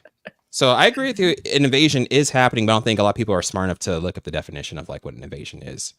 And I think he is right in saying that there needs to be a federal system of immigration. You can't have a patchwork of states making their own policy. But Texas also has the right to defend itself and secure itself. So it comes down to, like we said, the federal government doing more. Tell the people what you saw when you went to Mexico. Somebody was wearing a shirt. I was in Playa del Carmen and somebody walked down. It was somebody from the States, but he walked by with the "fuck Joe Biden." No. It was "Let's go Brandon." Whatever it was. It was "fuck Joe Biden." This one was "fuck Joe Biden" shirt. Let's go Brandon. Yeah. I was like, we were very, our politics are very international, as evident by. Oh yeah. Old dude walking down, but. Yeah, no, I agree with 95% of what you said. Just the only bit I don't agree with. See, that part I think is what everyone is getting stuck on. And because I know people are getting stuck on this, I found another avenue to kind of exploit that argument, which is the Constitution provides states an appropriate self-help remedy under Article 1, Section 10, Clause 3, which stipulates, no state shall, without the consent of Congress, lay any duty of tonnage, keep troops or ships of war in times of peace, enter into any agreement or compact without another state or with a foreign power, or engage in war, unless actually invaded or in such imminent danger as will not admit delay. So this once again goes back to the actual definition of invasion and imminent danger. We just had a young lady on a college campus, Lakin. I think her name is Riley Lakin, if I'm not mistaken. Lakin Riley. I could be pronouncing it backwards. Yeah. Who was killed? Lincoln Riley? Who was killed by an illegal who had been here since 2022. We've also had another event where another illegal has been in this country for months, years, who purposely caused a automobile wreck that took the lives of 3 people. We also showed a video of an illegal who was in this country and decided to have their baby here collect money off of that baby being here.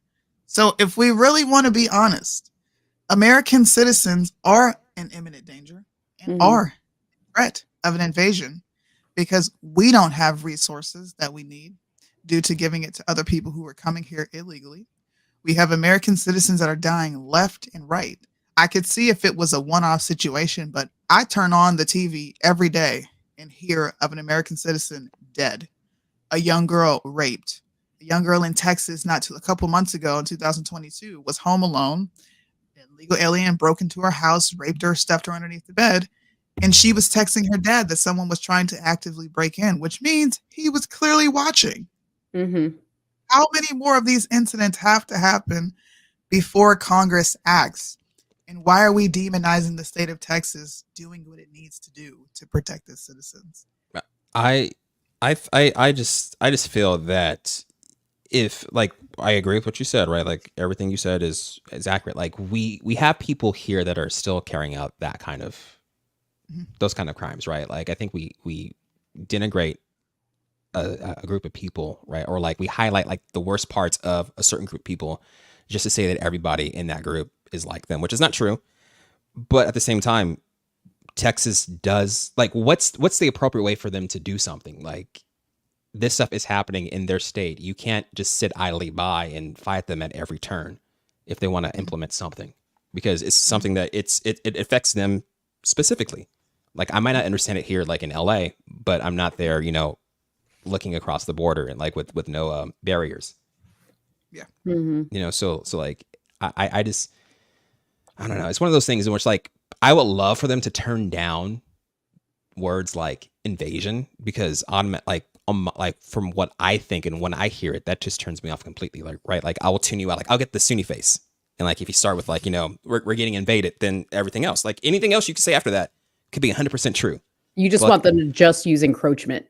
or just something, right? That's not, because that's a word that I think a lot of people on the left get hung up on, because like you're treating these people, you're dehumanizing them, you're saying that they're invading you, or they're doing this, they're doing that, right? That's what people on the left get hung up on, and won't actually listen to policy or even make it harder for them to claim asylum.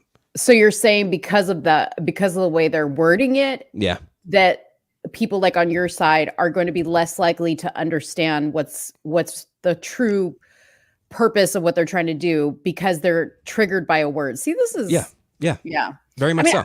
I get what you're saying, but at the same time, like, I think written in the Constitution. Yeah, and I think it deserves an emotional response. You see what I'm saying? Like, I don't think we need to dumb it down. I get what you're saying in the sense of there's just some people who are going to be hung up on the word. Because everybody on the left, or like people on the left, think everybody's coming across is somebody who is trying to escape some horrible violence, right? They have no better place to go than America, right? Like, even if they're coming from Central America, they'll pass through every single country on the way up, even Mexico itself, and keep on going, right, till they get to us, because they think that things are that dire wherever they're coming from that they need some sort of help, and we're here to help them. Mm-hmm. Like I said, I understand, because you're speaking for your side, right? Yeah. So it's important to hear what you're saying, because I hear that, like, you understand, right? Because you're able to like move past just a word. Yeah. But see, I think you're the exception sometimes, and that's why it's taken us so long to get somebody that has a different view from us on this show, that doesn't burst into tears when their feelings get hurt, or we disagree with them or anything like that. Like, you are a very easy person to talk to, whether we agree or disagree. But like I was saying before, I think this particular issue deserves an emotional response, because it's so grave what it's doing to our country. You see what I'm saying?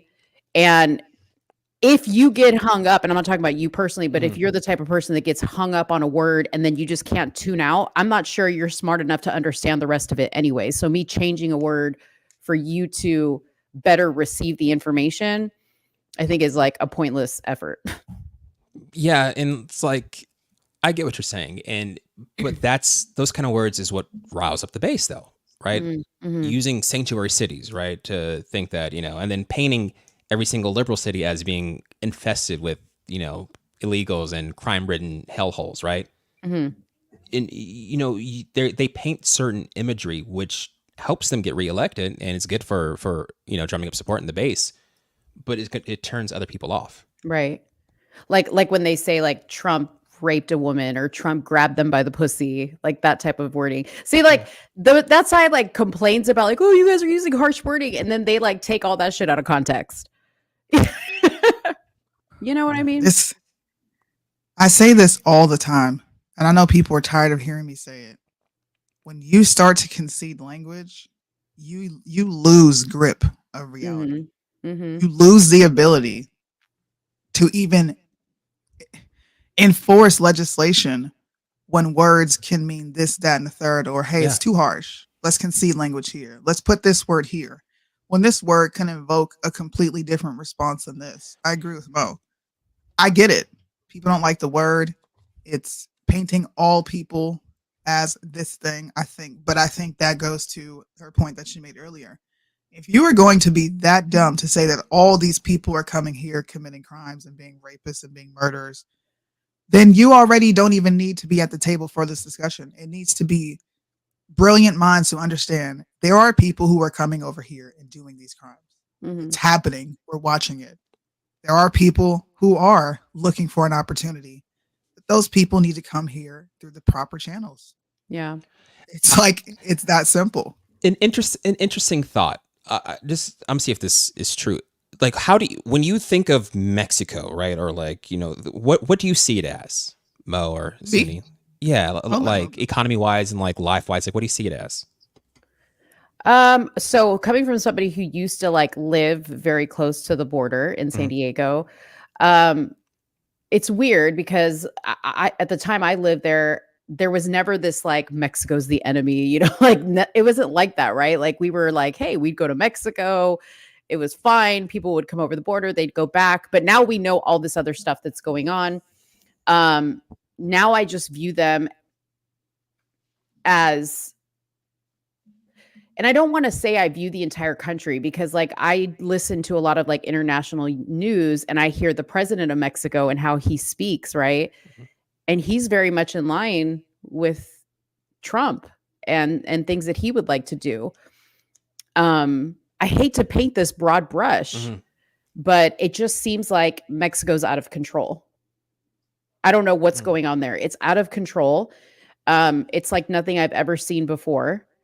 But you have to understand Mexico is more than just the border cities, and there's more than just Mexicans coming over the border, right? Right. We have people from all countries coming across the border, from China, you know, whatever. Like, yes, Mexico is the point of entry, but what is going on in Mexico that they cannot control what's happening on their side? Right. I mean, you too? What about you? Because you live in I mean, I know you live in LA. You're not close to a border, but see, it's like after taking this trip, right? Like, and anytime I go to Mexico, I realize that like there is a thriving economy, right? And like first off, they walk around with like these AKs, which my wife is like, why are they walking around, you know, with like these giant ass guns? I'm like, it's intimidation, right? And also like it helps us feel that we're safe because we have this image that things are out of control there.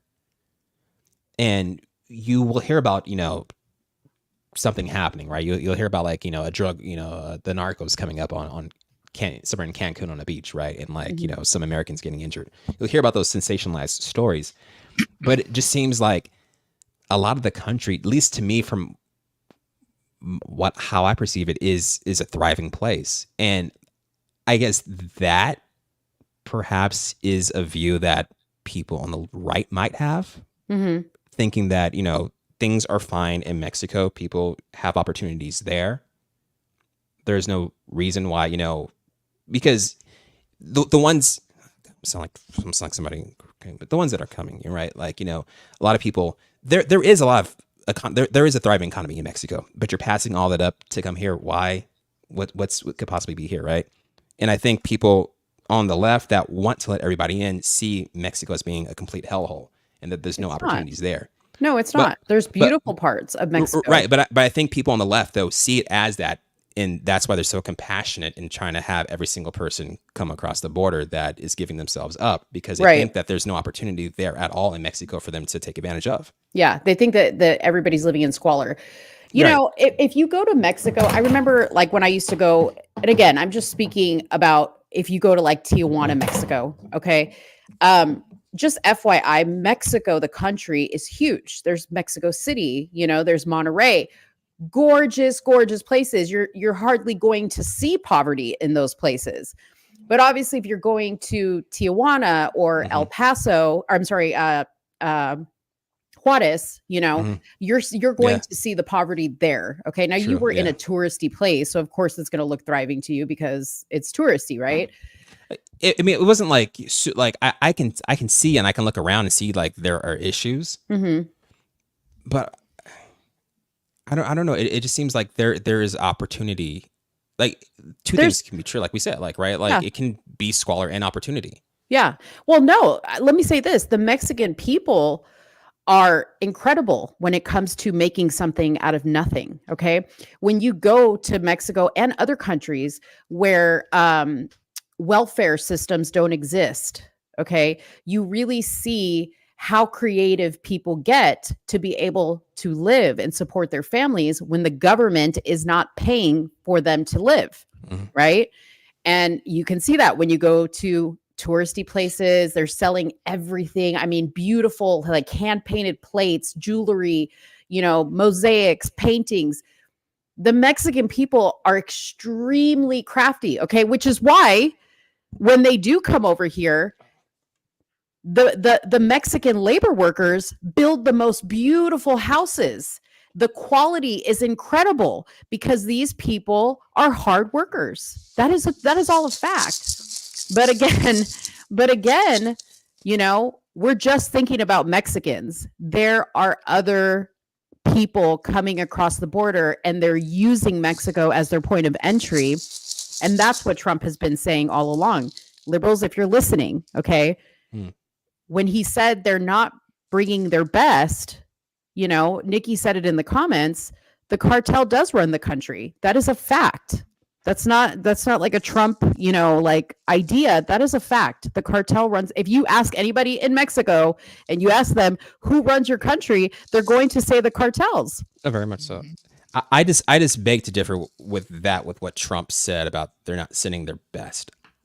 I took it to mean that when you put it in comparison, right? Like he was talking about H1, maybe not H1N1, but whatever B1 visa, whatever visas he was talking about, right? Like people that other countries exporting their tech jobs, right? Or like those who are in those white collar positions, letting them come here on their visas, right? I think he meant to say that, or he was saying that the people that are coming here aren't necessarily those that are working these high paying jobs that will grow the American economy. Could it be wrong? Right. Yeah. Because if you look on the other, okay, I'm not going to go down that road, but like, right. No. Okay. Yes. Anybody going to go with me? Where are we going? No. I was just saying, I was going to go down another path, but I don't want to keep on talking. But I was saying though, like he was just simply saying that those that are coming here aren't the ones that are in those those, I don't want to say brightest minds, but that's what he was trying to say. Oh no, I think he was distinctly saying criminals and cartel people. I don't think he was saying that. I'll defend him on that, and I don't think he was saying that they're saying that they're cartels, and I think he was saying that the ones that are coming over aren't the ones that are working the those high tech jobs or that will grow American innovation or, you know, come over here so we can be the leaders in whatever industry. Soonie, you're the tiebreaker. What do you see? Oh gosh, why do I got to be a tiebreaker? What? That you're is like an immense Take amount it because, of pressure. because I don't defend Trump often, but I don't think he was talking about cartels. I think that was convenient for the left to believe. I agree with both of you guys here. Unfortunately, I do. I do think he was talking about you're not sending your best. Unfortunately. I do think he was talking about not sending your best when it comes to the cartel. And I do think he was talking about not sending your best when it comes to like how you're going to contribute to this country. Although I'm against multiculturalism, right? This country is not. So if you are going to send people here, then you should be sending the ones that are actually intellectually capable of contributing and reading and interpreting our Constitution the way an American would. It's just what it is. Oh dear God, something just happened to me. Sorry. I just realized I'm like, damn, liberals suck. Because the flip side of that is the ones I that think we call that a breakthrough moment, ladies and gentlemen. from the aspect of the ones that he was talking about, right? Like brightest minds. Well, the flip side of that, liberals will say, well, they're sending over ones that will take the jobs, that will pick the fruit and like work in the hotels for so we see them as being essentially like the help Yes. right. So in that defense of saying that people are coming over here and we'll have nobody to clean our hotel rooms or pick our fruit, that's fucking racist. I'm sorry. That's the liberal comeback. Who was it that said that? The girl on the reel? She said that. Yeah. Wow. Sorry, breakthrough. Boom. Okay. It's true. And it can't be interpreted that way. Yeah. Does that mean they mean it that way? May or may not. Right. But the way they word it, the way they go about things, you are the help. We need your help. Yeah. And it is what it is. Send your best. Okay. Send brilliant minds. Block out the crime. But I understand both sides of the argument. If you talk to someone in Mexico, they will tell you like, hey, this is not the best place to be. I'm here because I got to be here. Mm-hmm. I'm sure they love their country, but do they want to be there? I know way too many Mexicans that are just not interested. I do. One of my really good friends, Oscar L. Blue, he does coverage over there 24/7. Mm-hmm. I remember when Oscar got held up by gunpoint by the cartel. Mm-hmm. He's never been the same. Never been the same. The person that I knew is not the person who he is now. And it's not in a bad way. Mm-hmm. He is just far more, I think, more in tune with his surroundings. He understands We got to the have him in environment the there. show. Mm-hmm. Yeah, I was just talking to him the other day. Mm-hmm. So I get both sides of the argument. Mm-hmm. I understand what Mo is saying, and I understand what Jaron is saying. But the problem is our Congress doesn't understand what both sides of the argument are saying in a very sensible manner. Mm-hmm. Both sides want to galvanize the most emotional aspects of our country, which is you're a racist, you're a xenophobe. You don't want these people here because you think less than them, right? And that's on this side. Oh, no, I don't want them here because they're not American. It is what it is. Go back to your own country, Mm-hmm. which is something I would say. But I'm also saying it because I know that they're not sending their best here. People in Africa, let's think about this. Now, because the Senegalese people, and I just read this article, they found Senegalese illegals holed up in a New York construction site. Mm-hmm. There were over 50 beds in there of these people just living there. Okay. Those people are coming here illegally. So here's what I'll say. The people who are coming here illegally, they're not sending their best. I'm sorry. I'm going to make that assumption and I'm going to indict those groups of people. The people that spend the money to come here the right way, that is the best. That is the best. Soonie saying, send your Carlos Slims to us. Only Carlos Slims. And you know what? I just want to say one thing. And I know people like get like, oh, they just do the cleaning jobs, the maid jobs, the cook jobs, the lawn people jobs. Did you ever stop to think that they like to do that type of work? Because, when they come here, they're not like blind to the fact that they have access to the education system and they can go get other jobs, especially if they come over here legally. Okay. Yeah. They can get into the education. The Africans do it. Dallas has a huge African population. And if you talk to every African Indians. here, every Indians, every single one of them are in some type of medical school or science that they're going to school for because they're taking full advantage of everything. But, the Mexican people and I will say the Mexican people because I can't speak for every Latin culture, right? But for the most part, this pretty much applies to all of us. We're workers. We work. That's what we like to do. We like to work. Yes, some of us want to be doctors and lawyers and all this other stuff, but there's a certain satisfaction that we grow up serving and working with our hands and creating, right? So that's just part of the culture. And I say that because I know a lot of people that are in those trades, right? Like my best friend, her mom has been cleaning houses. She's been in the United States. She's been a maid. Her dad's a cook. They like that work. There was somebody we went to high school with in Orange County, and she was she was the person that would come and clean all the houses, but they were like really nice houses, right? Mm-hmm. But she was driving like the best level of expedition. Like it was like the Eddie Bauer at the time. Mm-hmm. She was driving that. Her kid had Jordans all the time, but he was embarrassed. He would go to everybody else, but he was embarrassed that his mom was the one cleaning everybody's houses. Mm-hmm. Meanwhile, she was getting paid in cash and getting paid a lot of money, and they weren't, Yeah. it wasn't cheap. Her business wasn't. Right. But it didn't have that notoriety, I guess, of like having one of those high paying jobs doing something else. Mm-hmm. But because like we're walking the beach, like people are picking up cans. Like I can imagine myself walking, being like 5'2" with like a 10-year-old, swaddled to Right. me, and like walking up and down the beach in the hot sun, picking up cans. I can imagine that for my life. Mm-hmm. But like you said, if that's what you know and you're coming here, that's probably what you're going to go into because that's what you do well. You do well. And they do it really well. Yeah. It don't matter what type of restaurant you go to. There's a Mexican cooking in it. I just want to show off my craftiness that I purchased when I was down. This is the best buck I Your ever spent. maracas. That and then a $70 candle that I ordered the wrong one of. So let me show this up real quick. $70. Yeah, because it was also included shipping. Because shipping to America would have been $150. So I had to have them drive it to where we're at.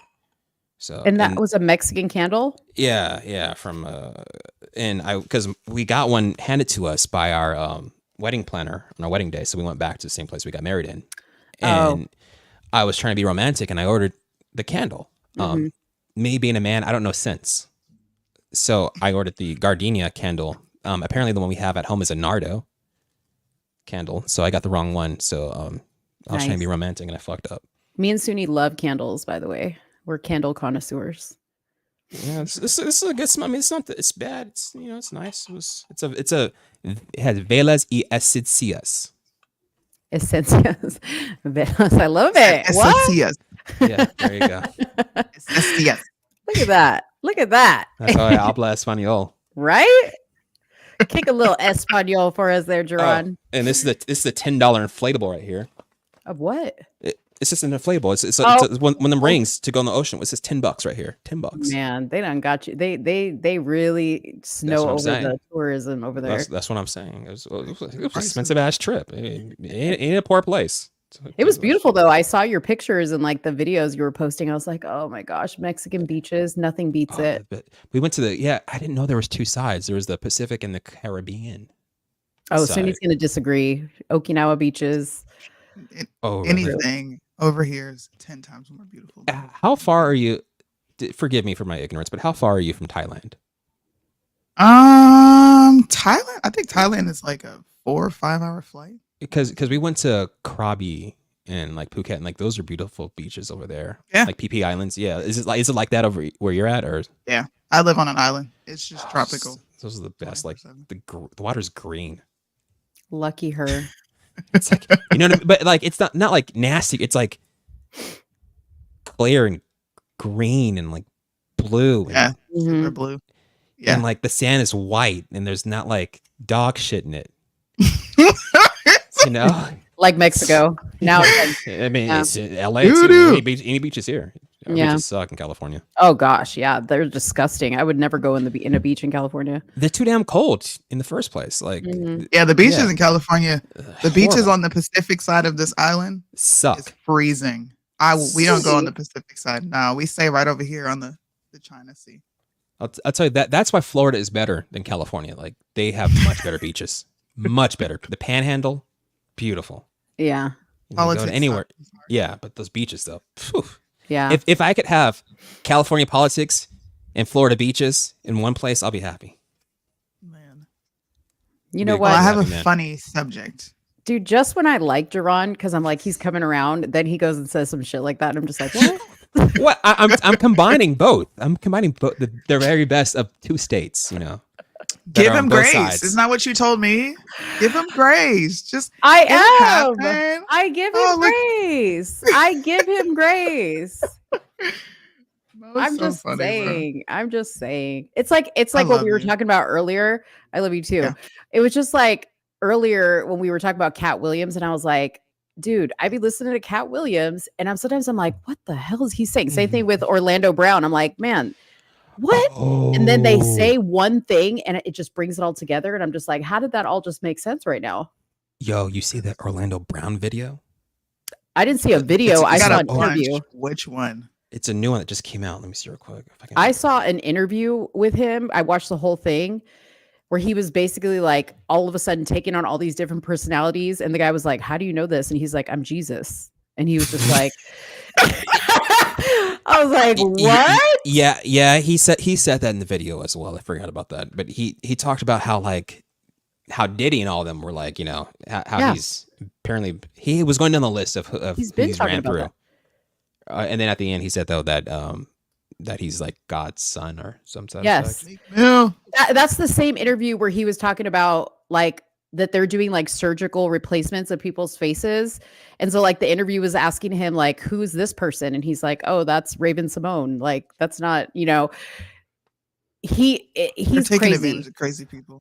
He's crazy. Yes. What if Kanye and Orlando Brown are like really the sane ones and we're all crazy? And, Okay. like, they know, what if, Right.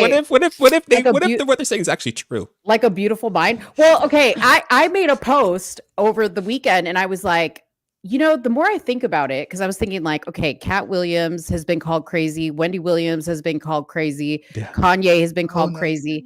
you're not. Britney has been called crazy. Orlando Brown has been called crazy.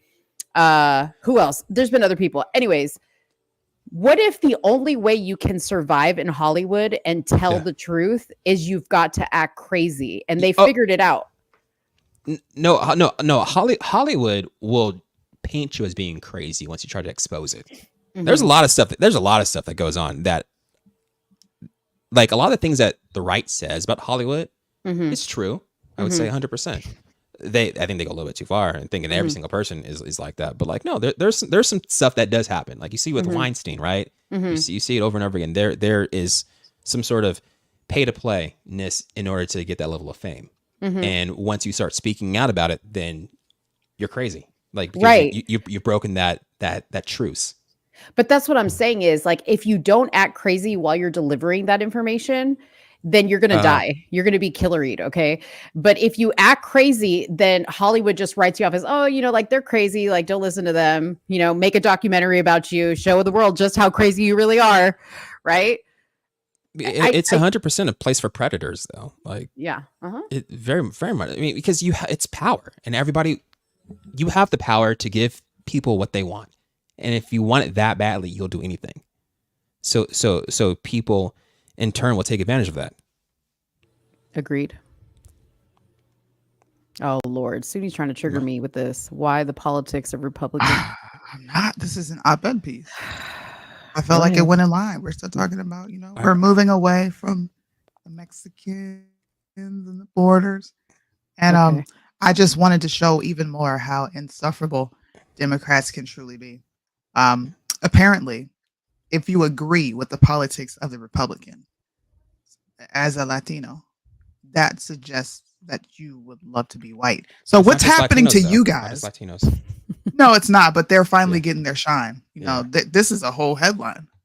Listen, it was Uncle Tom's for years. Mhm. And now you niggas is getting a little, I like it. Y'all sharing a little bit of the, the heat with us. It was the Uncle Tom's, it was the Coons, the Sambos, and now it's y'all. All right. So So he says it's they haven't given us a name. Have they given us a name? Like you guys get the Sambos and the Uncle Toms. Like What do you mean by you guys? you guys. Oh my goodness. You know what? Can you please give me better words? Because I tuned you out after that. I'm sorry. Like you the two. down here. microaggression. I've been microly aggressed, so I'm leaving. Oh I'm my sorry. gosh. You and the word, Libby. Libby's like, can you please change your wording so it doesn't offend me? Yeah, I don't like that. So apparently, as our country gears up for another racially fraught presidential election, many political observers are wondering whether the roughly 30% of Latinos who voted for Donald Trump in 2016 will once again support, in 2020, will once again support a Republican candidate who is openly xenophobic and anti-Latino. Oh The my. answer is very likely yes, because many of these Latinos want to be white, but not in the way you are thinking. Oh, okay. Oh, Latino Ready? puzzle. Okay. Explain it to me. To understand this puzzle, we must transform our understanding about whiteness in America. Most people view white people as a group. What? I'm sorry. I've been As the- drinking. As a Okay, group whose sorry. membership, Whose membership As a group whose depends- membership depends on skin color and other observable traits, but there's a more telling and perhaps more accurate way of thinking about this group as one whose membership is based on an ideological way of thinking, a worldview that demands both hierarchy and domination of others. I can I talk? Go for it. This is about my people. But it's kind of but it kind of Don't applies encroach to. on my spaces, Jaron. Don't encroach on Sorry, my it's not spaces. an invasion, okay? These are Latinx issues. You know what? Don't you un-DEI hire me. No, but I honestly agree, and I agree because that happens from at least from what I see from my left perch is the fact that a lot of times those who don't want to associate with being seen as a monolith want to break off and kind of denigrate everybody. Like you see that specifically with Latinos who don't want to be considered Mexican, right? Because it seems like the way they view Mexicans in certain Latinx groups are like, the bottom, right? Right. And you don't want to be associated with that. Right. So you go to the opposite side and you carry yourself in such a way where you're not lumped in with that group. Same thing with Black people, I feel. Yeah. I get pissed when somebody thinks I'm Mexican. Right. And I think the same thing happens with Black people, in which like it comes with that idea of, it might not be necessarily wanting to be white, but it comes with the idea of not wanting to be a part of that monolith that from the outside people see you as, and then want to associate every negative trait or every, trait that they have of that particular group upon you. Yeah. I mean, who wrote this op-ed? Was it written by a Latin person saying that Latins who do this want to be white? yes, it was. Of course Yes, it was. And you know what's so stupid about that? So like when you talk to a lot of Latinos, they love, I saw Western Europe written somewhere in here. The Latinos love to go to Europe. Okay. Like this is what cracks me up is they love all the opulence of Europe and going to Paris and going to England, whatever. Okay. But don't refer to them as anywhere close to Western European.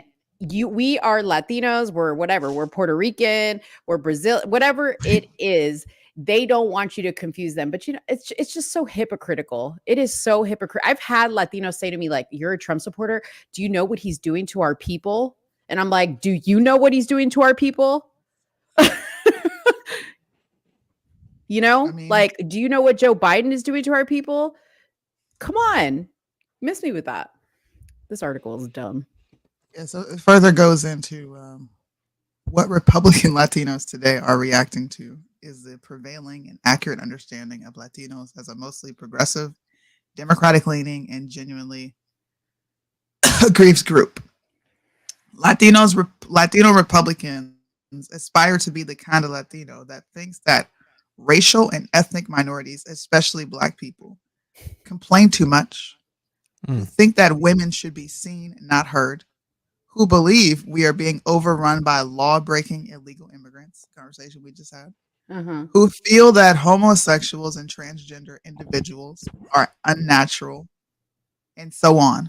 It is an ideological. That's such a small percentage, though, of like. Is it? You know is what? It really? No, it's not. Okay, hold on. Put that back up there. I need to read what that said.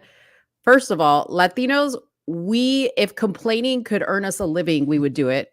Okay. Seen, not heard. That's like every Latin man is like that. Okay. I don't know who this person, see, this is the person that uses the term Latinx.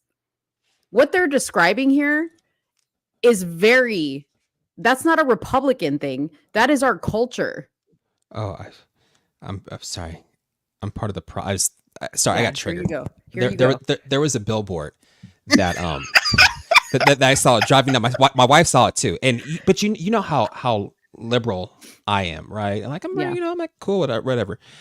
But driving down, the billboard said the term is not Latino. It's something like whatever it Latinx. was. Yeah, Latinx, and it's like you are the problem. I'm like, what the fuck? I was like, so I'm the problem even- because I don't understand. Like, you know, now I understand that the O is masculine, A is feminine, so X is just, you know, Yeah. happy holidays, right?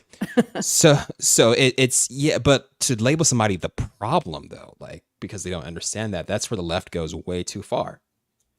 Yeah. And like, and that's the same thing what's in this article. That's what I'm saying. Like, there's such a small percentage that might have that view, right? But you're taking that and you're highlighting a certain group of, you know, the community to say that just because they, you know, are Republicans now, they want to be white, right? Right. Like, there might be other reasons. There could be other reasons for them aligning with the Republican Party, and that's a way to tune people out. That's a way for the left to tune people out and saying that, you know, you are just trying to be white, just like the right says you're too woke or you're too communist, you know, because you're on the left.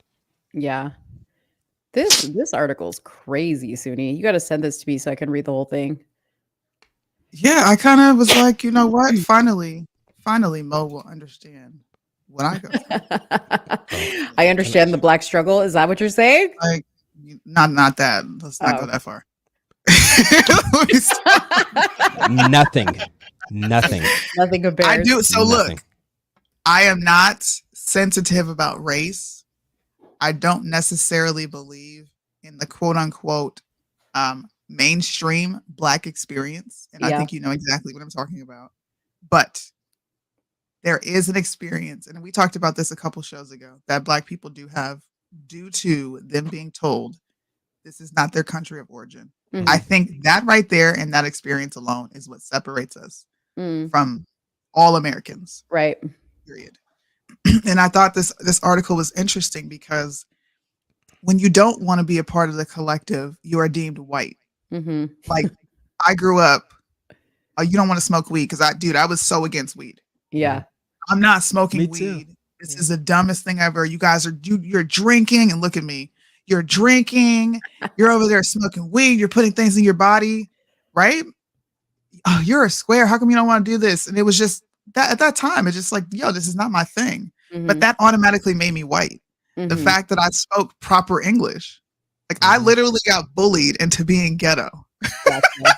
Yeah. And You got now- bullied? I got told I wasn't cool. Dude, I wasn't now- cool. Yeah. I can't, I cannot shake that side of me because it's so fucking ingrained. Yeah. My husband, what did I say to him? There was something we were texting about. And in my head, I'm thinking, like, where you went? Like, you didn't even tell me where you went. So I texted him where you went. And he put, ew. Why are you talking like that? Right? Because instead of saying, where did you go? Like, I don't know where you are. Where are you? I said, where you went. And he was just like, bro, I would have been. I so have upset. moments where I go back to that. You can do both. Dude. You can do both and do both well. No, I would get so upset because that's so improper. Like where you went. What was it? I say, why come? Why Like, it's just, come? But that's part of you though. See, that's part of who Soonie is as well. Like, she's a multifaceted woman. Yes, for sure. I wish I had a little, I wish I knew like the terminology sometimes. Yeah. I'll never forget. I was deemed as white. So, okay. The first day of high school, Soonie, first day, 9th grade, walking in, ready to make new friends, whatever, and like, I'm walking past like, other black kids, right? A little bit older than I am, cause I was a freshman. And then every time I walk past a black man, they'd be like that, and I would miss it every single time. So I wouldn't do anything. Right. So I missed the nod so many times that like I got like X'd out within the first week Yeah. of high school. So I was relegated to being white ever since the first week of high school because I didn't get the nod. I missed it. And it was just like I would freeze up though. You know what I mean? Because I never got the nod before. That's like the brother nod. That's like the nod. Like, yeah. Like I was supposed to be cool. Like I wasn't cool. Right. So that was my thing. So I just I didn't try that's that. that's funny because I had the exact opposite, dude. Oh, really? I went to a white school and I was out. I was like a fish out of water. I begged my mom, like, I cannot go to this school. These people do not understand me. I used to get so irritated. They'd be like, "Oh my God, let me touch your braid." And at that point, I'm like, "Don't touch my hair. Yeah. What the hell is wrong with you?" That's weird. Now Your I still braid? take offense to it, but I get that. Okay, maybe you haven't seen braids before and you really think they're pretty. Yeah. Let me Right. not Yeah. get sensitive about this. So it's okay. I like you said. But back I like how you said then, that. Yeah. I hated it. I hated people like, "You're white." That was like the ultimate insult you could ever say to me. Do not say that to me. But it was because the environment I grew up in. My Yeah. folks, they're pretty bigoted. We don't have very nice things to say about white folks. Mm. And it is what it is, but Because I have the stuff that happened to experience them. of both. Yeah.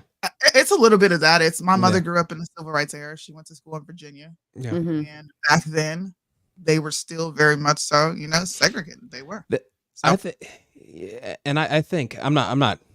Sorry, I'm just thinking. Right, is that why you have your view that you do, right? Because like you're so closely connected to it that you saw your parents or your parents had experienced it, right? Mhm. And like that's why it offends you when you see other people trying to claim that struggle for themselves. It does, because I did see my mom experience certain things. I did hear stories. Now, my grandmother, I don't remember her ever really talking about like plantations of being a slave. Like that was just never a conversation. But because that was so ingrained in me from a very young age, I tell them all the time, dude, Martin Luther King Day was an event. You were at church all day. Okay. Black History Month was an event all day, every day. We are learning about Black history. So when I see people that are my age and sometimes a little older decide to attach this like sense of slavery, it's like, bro, you did not experience that. Mhm. You did not experience being hosed down with fire hydrants and fire. Like, you didn't have dogs sicked on you. You weren't put in jail for no reason. So when I see Black people adopt these ideologies that they didn't experience, I didn't even go through it and I'm insulted. Mhm. Like, how dare you? To me, that cheapens what people before me even experienced, what they fought for. Because contrary to belief, they did fight to be called Americans. And who am I to piss on their graves and say, well, no, I'm not. Mhm. Like, I can't, no. So yes, it does bother me. Yeah. Very much so. It gets under my skin. It bothers me when my mother does it. I have a serious question to ask both of you, because Okay. this was a conversation I had. But before I do, I just want everybody in the comments to know, you see how they do me? This was supposed to be a moment about Latinos, and they just made it a Black thing. They just like, you see how Black people do this? They do dominate the airwaves. That's what we do. This was like, I had like a brief moment, okay, to shine as a Latino, and all of a sudden we're talking about the Black experience. I just You know why we're talking about it? Because we built this. That's why. We built this. No, but real talk though. So I was having a conversation with a friend of mine who's Black, and he said, we were talking about something that happened at his work, right? And I don't remember specifically the context of the conversation. It was like they were having like a company meeting or whatever. And I think he is maybe one of 2 or 3 Black people at his entire office, right? And so he said to me, as a Black man, when I walk into a room, there's a sense of like a weight because people are expecting you to be a certain way as a Black man. So Soonie, since I have a woman here too, I want to know, is that a similar sentiment that you guys both share? Being Black, when you walk into a room where you're like maybe the only person or whatever. And I'm not talking like, I'm not asking this, understand, from like a white guilt. Like, I know what you mean. How can we make you feel more comfortable in a room? I know exactly what you mean. Yeah, I'm just curious. I'm curious. Like, do you both really like if you walk into a room and you're like the only Black person or whatever, do you feel like a weight of people instantly going to you to say, okay, is she going to be like, I think she's going to be. Yeah. Mm-hmm. That's definitely an experience. I think people are almost, I think I was somewhere. I can't remember. I was somewhere and I started speaking And someone said, Mm. "You are so articulate." In my brain, I was just like, Yeah. "What the hell did you expect?" You I know, I knew was you was talking going there. about. I was talking about. I think I was talking about legislation or something in line with politics, and I didn't have what I guess I didn't talk the way they thought most Black people talk. Which, to their defense, this is the only thing that's showcased. So when that happened to me, and honestly, I'm gonna be honest, I still take it personal because to me, you're just assuming that I'm an idiot. You Right. don't expect me to be able to talk. And the fact you are so articulate, like a lot of Black people are articulate. What do you mean? You know what? I didn't like. See, back in 2008, when a young Barack Obama was coming on the stage, what you heard from the left a lot of times from a lot of white Democrats is that, oh, he's so articulate. He's a rising star. He's so articulate. I'm like, what the fuck? I'm like, so like the only reason you want to vote for him is because he's articulate. And like, that was the most insulting thing. Like they thought they were, giving us like a little nod, you know what I mean? But like, no, that was the most insulting thing to hear was that like, it's a different kind of subtleness or racism, I would say, right? Like between, to me, Democrats and conservatives, like Democrats will talk down to you.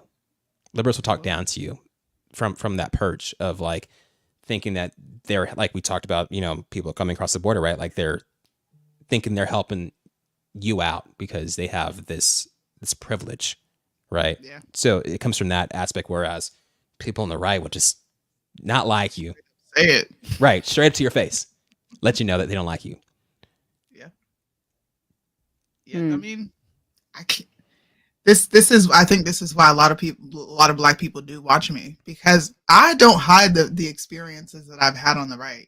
I've been called the N-word. I've been told you're too urban or you're ghetto or you speak way too much slang. I had one person say, "Don't ghetto speak me."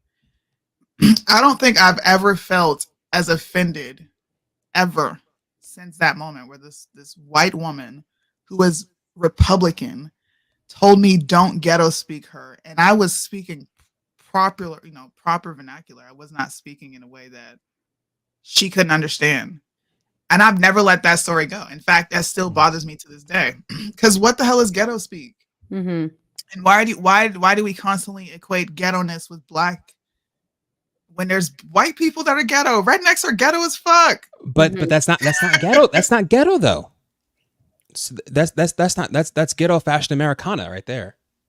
I see what you mean by that. Yeah, I mean it is though, right? Like it's the same equivalent on both sides, right? But one is going to be ghetto if you use what they call Ebonics, whatever, But I mean, Cajuns have their whole dialect, right? And dropping words. Nobody says anything about that. That's normal.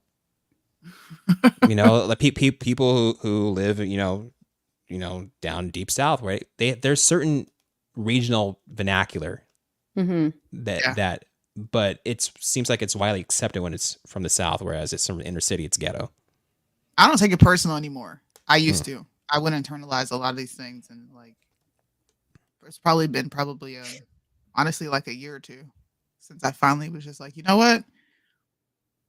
Maybe they're just not used to seeing someone like me who can blend in both places. Maybe they're just used to seeing people who are going to do nothing but talk down, which is what you mostly get from a Black conservative. They're going to show their disdain for the culture. Versus me, I do have an affinity for the culture because I grew up in the culture. I'm a product of this culture, right? I understand the negative aspects of it, and we should definitely call it out. But I also understand how the culture could be used for good. So instead of throwing the baby out with the bathwater, it's like, I'm going to condemn this because this doesn't represent me. But I'm also going to say, look, you like hip hop? Listen to some Bryson Gray. Listen to some Tyson James. They're dope hip hop artists. You can even go down the line. I don't like Lecrae, but hey, Lecrae. Child like CeCe. I'm a big fan of J. Cole. These are positive rappers who were having something to say. Listen to that. Instead of just being like, oh, rap is bad, and this is ghetto, and this, that, and the third, and I don't want to be associated. I just don't come from that angle. You can It's not productive.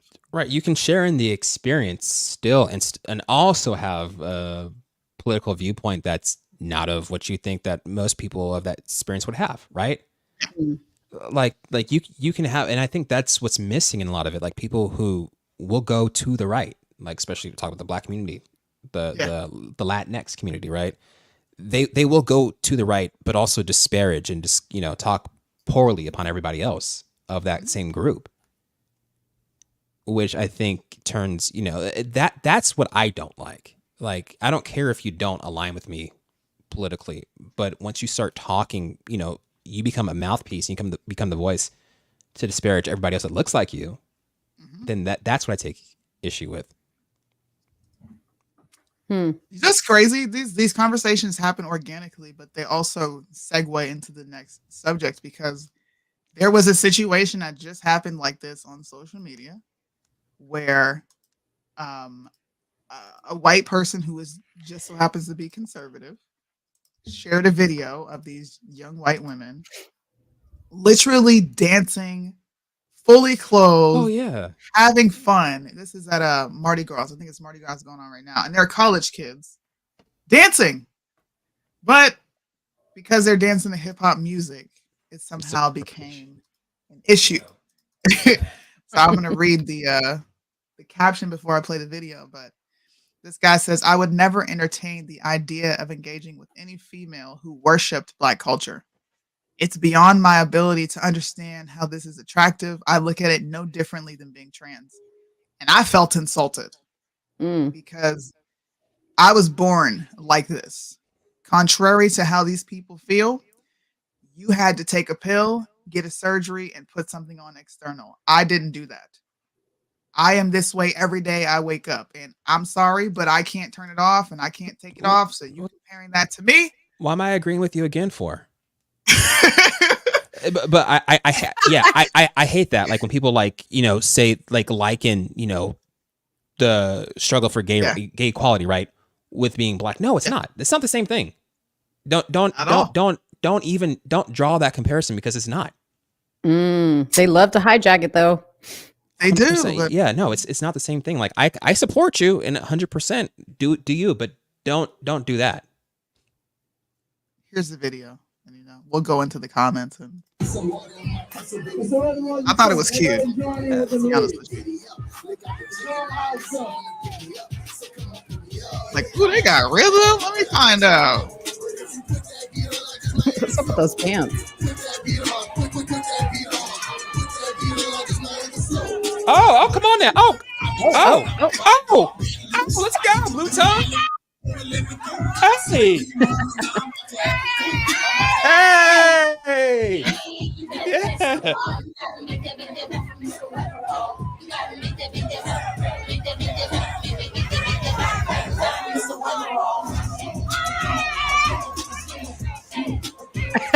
So I'm gonna let this play. They look like fun.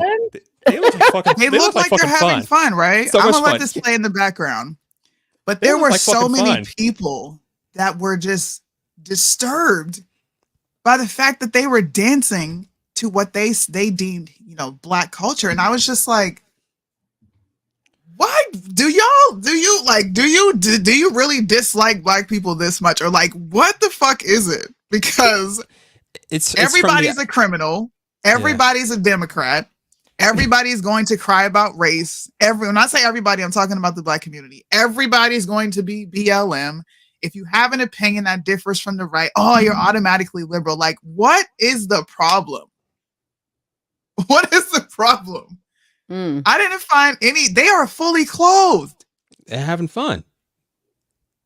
But what is the problem? Because when you see this type of woman as being fully pure and wholesome and without fault, right, and just pure virgins, this is seen as being corrupted,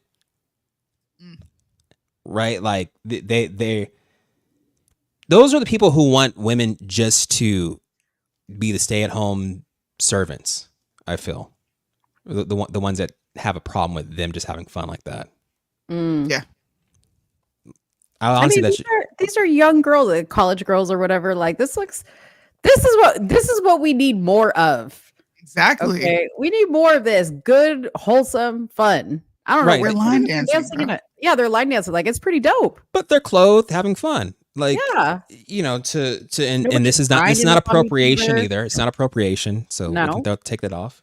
No. It's Because I honestly funny thought that that's you where say that I thought, because that's what really took. damn.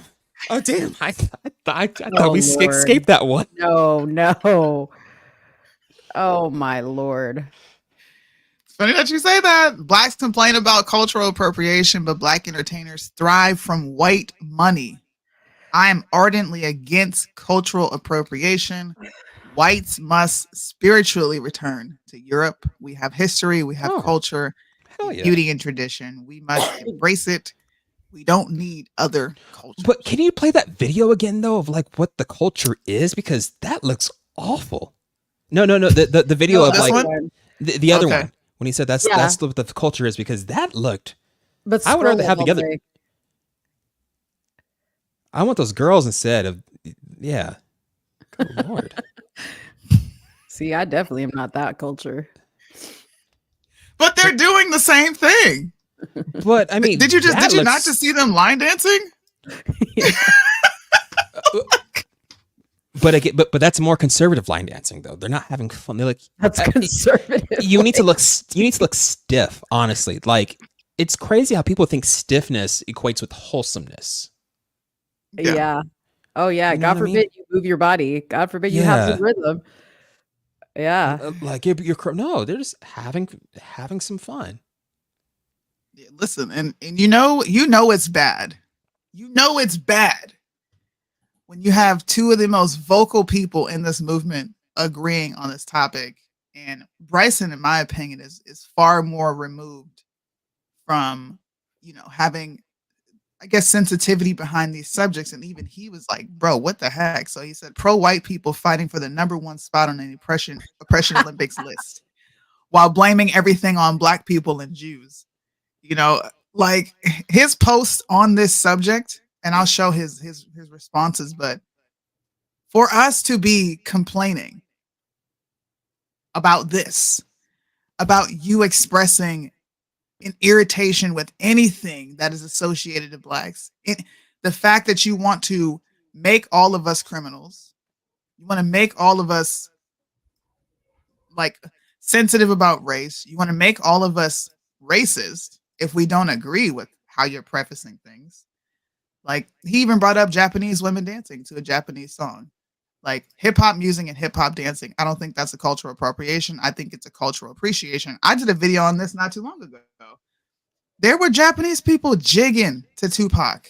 I was over there like, whoa, happy to see it, because it was awesome to see another culture actually be able to dance, carry rhythm. Like I say it all the time. When I see white people with swag, I get excited. Yo, when I see a white boy that can rap, I'm like, what? Let me find out. Video was when that girl was that older woman was rapping to Missy Elliott's, or doing karaoke to Work It. Oh yeah. Yeah, she was like in homegirl in the background with her cup of noodles. like things like that. It's fun, and I just have a problem with everybody thinking that like certain races should act a certain way. Like you can't encroach. Like we see that with country music, right? Like ever since Beyonce dropped, and there's a ton of black artists, very talented black artists within the country scene. And you take the banjo, right? Would you agree that the banjo is like a staple in country music? Well, that was fashioned after gourd instruments that African immigrants brought to the Appalachian Mountains, where a lot of those stories were told using the banjo, right? So like it's rooted primarily, or the use of the instruments rooted in Africa, but people want to act like black people have no, like that it's an invasion into country music. If we go inside there and start playing in that arena. Yeah, it's funny because like what we talked about the Beyonce album, right? Like everybody's up in arms about that and just like, she's not a country artist. But as much as I don't really care for that song, okay, I like Beyonce's old stuff. But I mean, technically Beyonce is from Houston, born and bred. That's country. But all country is storytelling over Yeah. a beat, right? That's lyrically story. Rap is wordplay, you know, word association, right?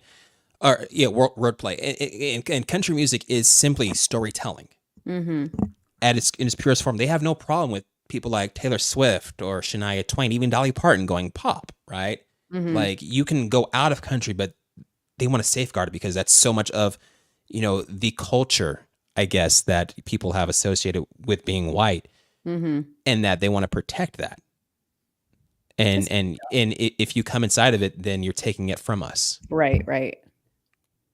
Yeah. Invite the white girls to the cookout, y'all. 100%. They can come. They invited to the cookout. Oh, my bad. It ain't my cookout. Sorry. Just can't. They just cannot bring the potato salad. That's all. Right? Because they're gonna put raisins in it. Yeah, no. But you can come. You can come to your line dance, but don't bring the food though. Dude, if hopefully somebody white is listening, why do y'all put raisins and shit like potato salad and like strawberries, blueberries? You know, like like why? What is that? What's two things? So three things. I went fucking crazy for a fucking fluff salad. Yo, fluff salad. Fluff salad. But shit. Is that like ambrosia salad? Okay, so what this lady would do? She's like just, you know, very, very Betty Crocker home lady, right? You know what I mean? But she would take like these mandarin oranges and like put them into like a bowl with some ricotta cheese and whipped cream. And that was the best. It's called a fluff salad. I think some mayonnaise was in it too. Shit was good as hell. Oh, nasty! It was good as hell. It was good. It was good as hell. Man, that was. I fucked up some fluff salad. I'm not gonna lie. I want to thank you to my Orange County mom who introduced me to fucking fluff salad and peanut butter and butter sandwiches. Fucking fire. It has what is it called? Marshmallows in it. Oh yeah. That's a fluff salad. It's basically ambrosia salad. But it's just fucking fire. That and pimento cheese, love that too. Ew, in a salad? That combination doesn't even sound right. I never had one until I had a white person make me a pimento grilled cheese sandwich with some fried green tomatoes on it. Fire. Okay, that doesn't sound terrible, but like Rocky Road. Now this looks good. Rocky Road fluff salad. Fluff salad's where it's at though. But growing up though, there was one secret. Growing up, there was one secret ingredient. My mouth is watering now, not because of the fluff salad, but like when we start talking about food. But so growing up, there was one secret ingredient that like I grew up in Orange County and we were the only black family, right? So like when the moms would do the cookouts, whatever, they would have probably display their dishes like, you know, fried chicken, baked chicken, whatever, you know, like whatever salad they make. But there's always a secret ingredient they put in every single thing. What's that? Ranch. Oh shit! I see. I'm not with that. They're like, you like that? Yeah, I do. It has ranch in it. I was like, oh, okay, cool then. You know, Soonie makes spaghetti with ranch. I've never had that before. She says it's bomb. I've never had it either. Listen, that's a struggle meal. That's when you ain't got all the ingredients you need, and you use what you have. Whip up some pasta and put some, you know, some dressing on it, whatever. Do you drench it or is it just like a light coating? It's like a light coating. Oh, okay. You put butter and garlic in it, and you saute that, and then you throw the noodles in, and then you put a healthy amount of ranch, and then you put some corn and broccoli in it, and you whip that up, bro. Why does that sound good though? Because it is good. that would be a fun show one time. We just do like we come in with like at least 3 or 4 or 5 like weird ass recipes we do. Yeah, I'm down. And share them with each other because Jaron, remember when we were talking when I first started talking to you? We were talking about our love, like you and I love food, right? Oh yeah. And me and Jaron were like, "How cool would like a food show be where you have conversations like we're having here, right? But over food, because like where can you be the most open when you're eating, right?" Would be so dope for somebody who didn't like black people at all to have some soul food. Mm-hmm. Just come down and let somebody with like the really big underarm right here, you know, the meat that hang really low. Right. Yeah, you know what I mean. Yeah, Africans whip something up. That's what you were saying, is expose people to like your culture. So like whoever you're Yeah. having a meal with, it would be like the meal that they grew up eating or whatever. Like that would be so dope. Yeah, just have a comment, because I think food connects everybody. Everybody, we all eat, right? And we all have dishes that are specific to our cultures. Mm-hmm. And just sharing that part of you, like cooking is also some of like the most intimate things. Like it's one of the most intimate things you can do, I think, is cook. Yeah. Right. And like just the power of food, and to have these conversations over it, I think is we should make that show. We should make Totally. it. And I gotta go take care of my wife real quick, because I just got an angry text. I'll read it, because this is what we do on the radio. Okay. 1 second. Hold on for a second. This is a reminder. Both of these bins in here are clean clothes. Please do not put dirty clothes on top. Oh, you're in trouble. You're in trouble. Yeah. Dude, you know when she says that to you while she knows you're like doing a show, that she's like, and P.S. Yeah. Bring your ass downstairs. Yeah. She's right. Yeah. So That's I'm cute. gonna All right, try wifey, we'll let him go. All right, y'all. Be good. Bye. Bye. Yeah. See ya. That's funny. That ambrosia salad though, like I No. would never try that. You Nasty. ain't even. I don't listen. You could share that with me at the table and be like, "This is my culture, Soonie. It's your culture." Okay. See, this is why you can't be Not part of that the in my mouth. This is why you can't be part of that cooking show, because you're too, dude, you're gonna have an attitude, you're gonna mess up. See what I'm talking about? Your attitude be messing stuff up, even in a food show. You gonna I have would eat everything attitude- else, but that Your that attitude will sounds mess up the bad. food show. You'd be like, People would like the fact that I'm being extra. Like I am not eating that. you They would would make like a that, steak face at the food. See, and they would like that. I will eat anything. Like even if somebody put this fluff salad in front of me, I would try it. No, it's You know got what I cheese mean? in it. I don't like cheese. Oh, see, I love cheese. But there's some that don't have cheese. There's some that don't. Some that just have like fluff or whatever the fuck is it. Whatever that is. Whatever that is. Yeah. Oh, I don't know. It's really weird. Anyways, white people will be doing some weird. Y'all be doing the most. They do be doing the most. Mm-hmm. The most. Somebody said my ambrosia salad consists of oranges with the juice and coconut. No fluff, no mayo. Oh, so the fluff is the marshmallow. That's what it is. Dude, marshmallows and mayo? That is like the grossest combo. Thank you, Marlandon. If it's nasty, it's nasty. Like, He black. He black. See, that's black people. Black people, listen. All my black friends are so picky with food.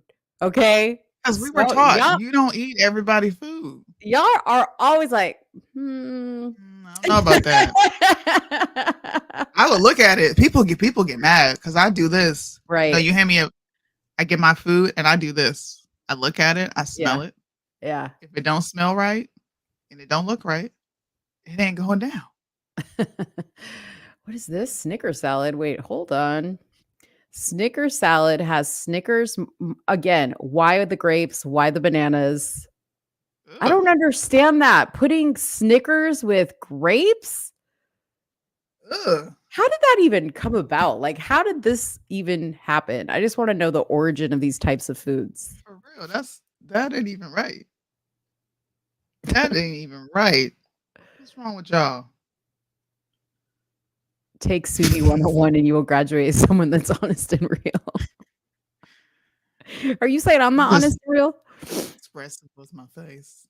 You give me something, I'm gonna be like, this don't look right. Now I'm not gonna say it to you, but my face gonna say this don't look right. I don't know if I'm gonna eat this. Soonie, we should do like the first 10 minutes of like next Tuesday's show where I'm you and you're me. I can't beat you. If you had to be me, like real quick, if you had to be See, I already know I'm gonna laugh. I already know I'm gonna laugh at your impersonation of me because it's probably ridiculous. What? Who is Jimmy Rizzo? I don't know. I like that name though. Jimmy Rizzo. Rizzo, do you want to come up? I feel like I should post it. Do it. I'm always down. I'm always down for somebody coming on the show, even if you're weird. Boom. There's a link. Come on in, sir. He said all one-sided. I think we had several sides to this show. Oh, he wants None to of us come in. agreed on anything. This better not be Tyler. You listen. If it's Tyler, I'm hanging up. Listen. You got to get off my dog, man. Damn, he came in. You got to get off my dog, man. All right, let's see. Who is this person?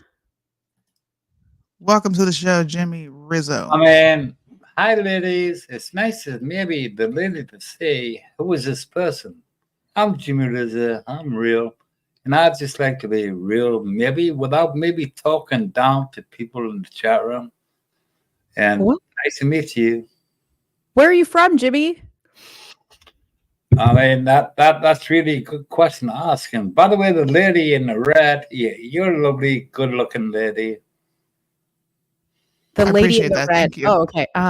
Sorry, I couldn't understand. But wait, where are you from? Because you have an accent. I'm just here and I'm just now, and I come from England, and I love you. You love me? You love me, or you love us? I didn't necessarily say I love you. I just said I love you as an individual. Oh, okay. Well, that's really nice of you. You have quite the setup there. And you can be my little friend. This is so odd. You know that? You know the soundtrack to the. Oh shit! What's the movie called again? Scorpius. Yeah, you can be my little friend. You could be my little friend. Yeah. You said we're all one-sided, so what? What do you Go ahead mean? and get into it. I mean, maybe listen. Yeah, you know the secret of maybe success is maybe don't talk down to the people in which you like to talk to, and the viewers like to listen. Maybe give the viewers something, and maybe give them. I mean, sort of really foolish. Like now, I'm on voice, you know, and maybe I have a voice to talk back to you, and that's what I'm trying to say. Mm-hmm. Try not to make things one-sided and give the viewers and the people in the room a chance to maybe talk to you, you know. Well, so I didn't see any comments from you prior to the comments we just saw. What? I mean, What's an example? no.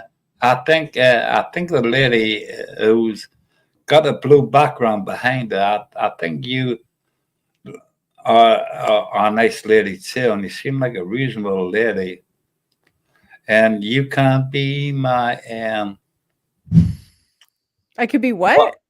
I mean, what are them ladies called, the big butts again? I mean, from With the big Brazil or butts? Colombia? Yeah, Colombia. Oh, Colombia? Yes, yeah. I'm not Colombian. I'm half Puerto Rican and half Argentine. Ah, that's great. Yes. That's, So was that it? You wanted to tell us to be a little bit, what did you say? Less? I don't wish to say anything really. I just don't listen to mainstream media.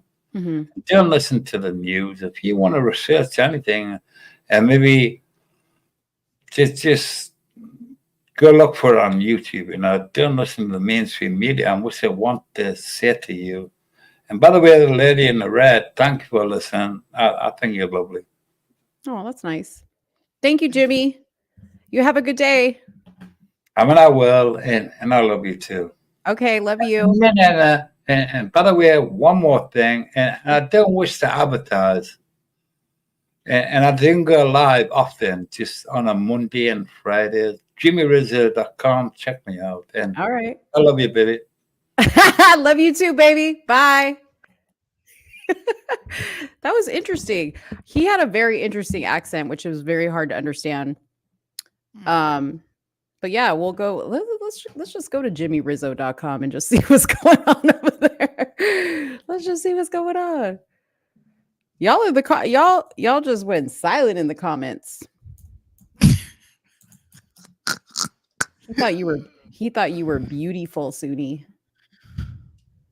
What is this, Soonie? This almost looks like a. Hold on, I'm gonna put this up here. This almost looks like I a. don't know what the hell that is. I don't even know who that person is.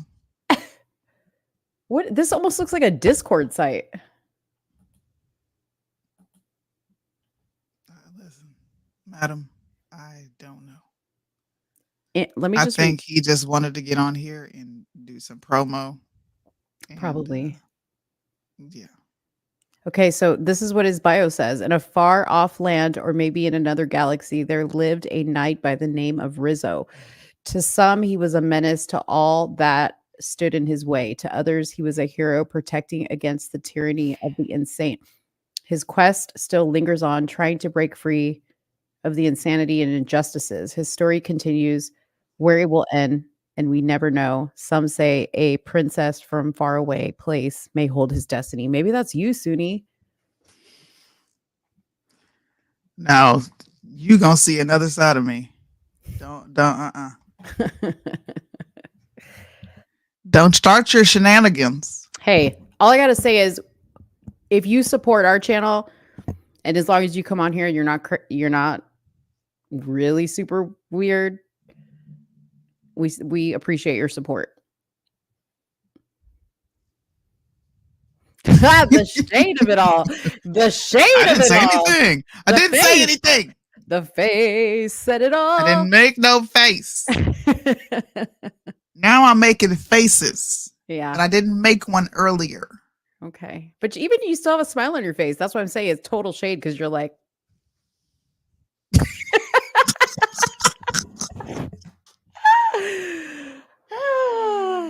you know what? This is actually a really good show. I hope everybody else enjoyed this show. yeah. I had a couple more topics, but I'm really not into it right now. I'm just like, did you talk about Wendy Williams' feet? We talked about that last week, man.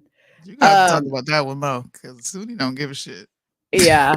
We'll bring the other topics to Tuesday's show, because I like the vibe of how the show ended. I just want to keep it here. I don't want to go and talk about political issues and The View. Oh, I'm sorry.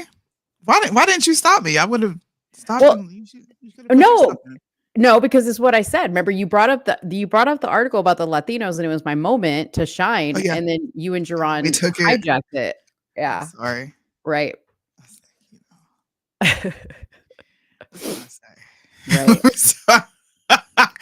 She said y'all hijacked it. We Y'all didn't give her a hijacked moment. it. It was my Okay, so- moment, and I got really excited about it. And then y'all gave me the Reese's Pieces package, and I was like, okay. Did we Oh. really? Wait, did you see that she was on what's her name? The black girl with the talk show that has like short hair. She's super cute. She used to date Prince. I don't know. Are you talking about that Tamar girl? Yeah, Tamar. She had Risa Tisa on her show. Yeah, she said Charlamagne called me Big Back. Yeah, Bitch, she didn't you are a give a- big bag. You fat. She's like, I'm more than that. But I'm like, it was unfair the way they allowed her to go on with that, because really what Charlamagne said was yes, he referred to her as a big back, but his point was, because you are a little bit more unsightly to some men, you are desperate for attention, and it shows. That's what he was saying. That's all I'm saying. I agree.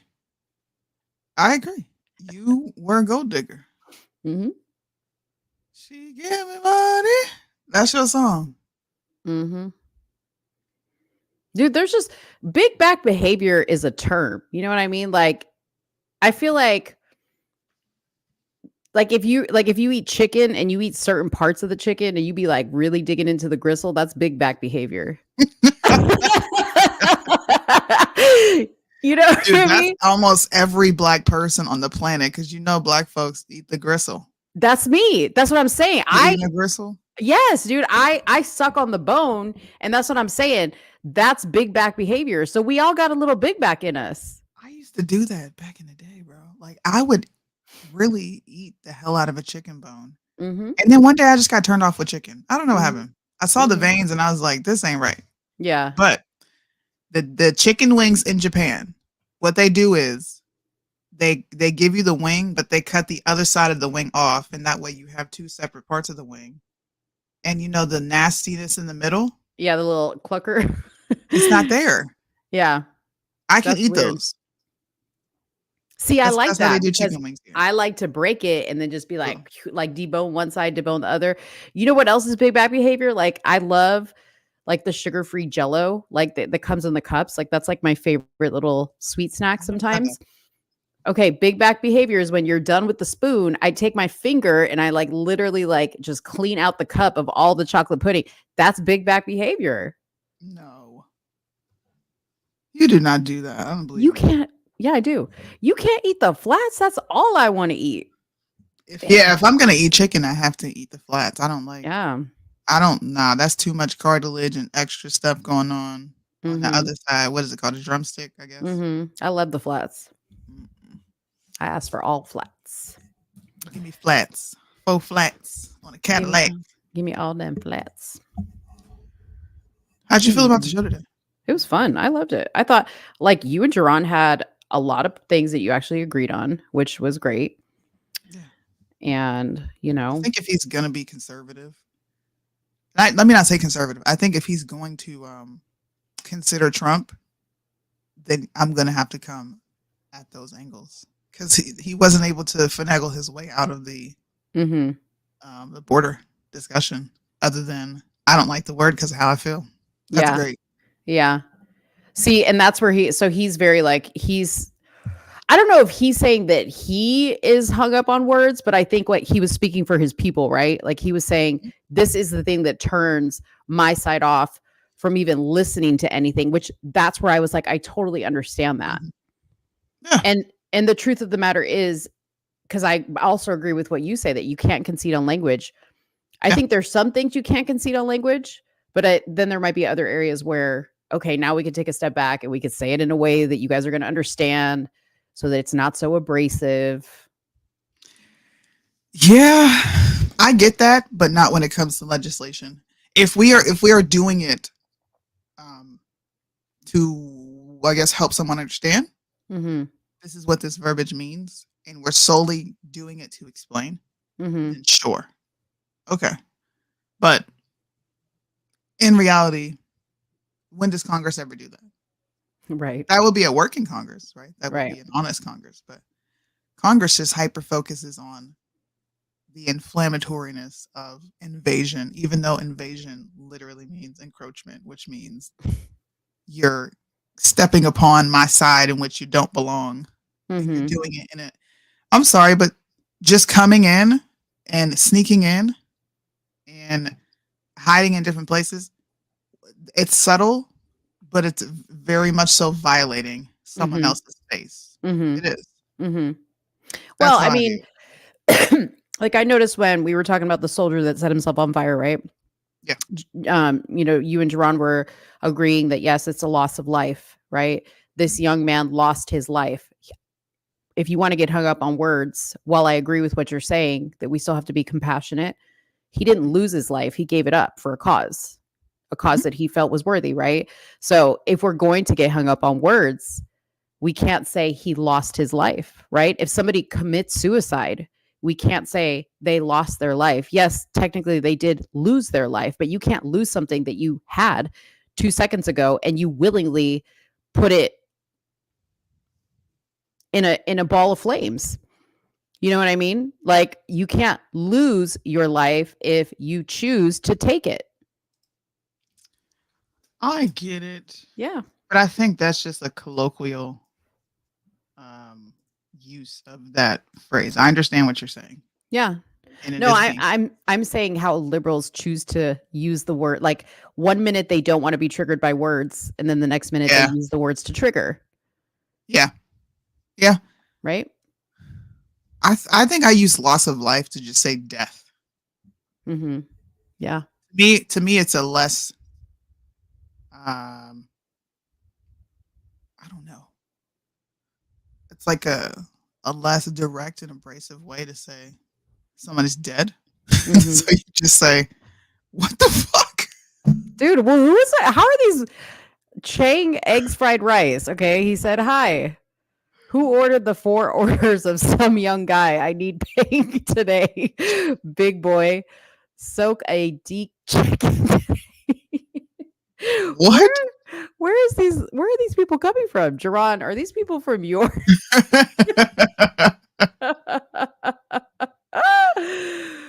Oh man, it has been an interesting night. This is real. He expired himself.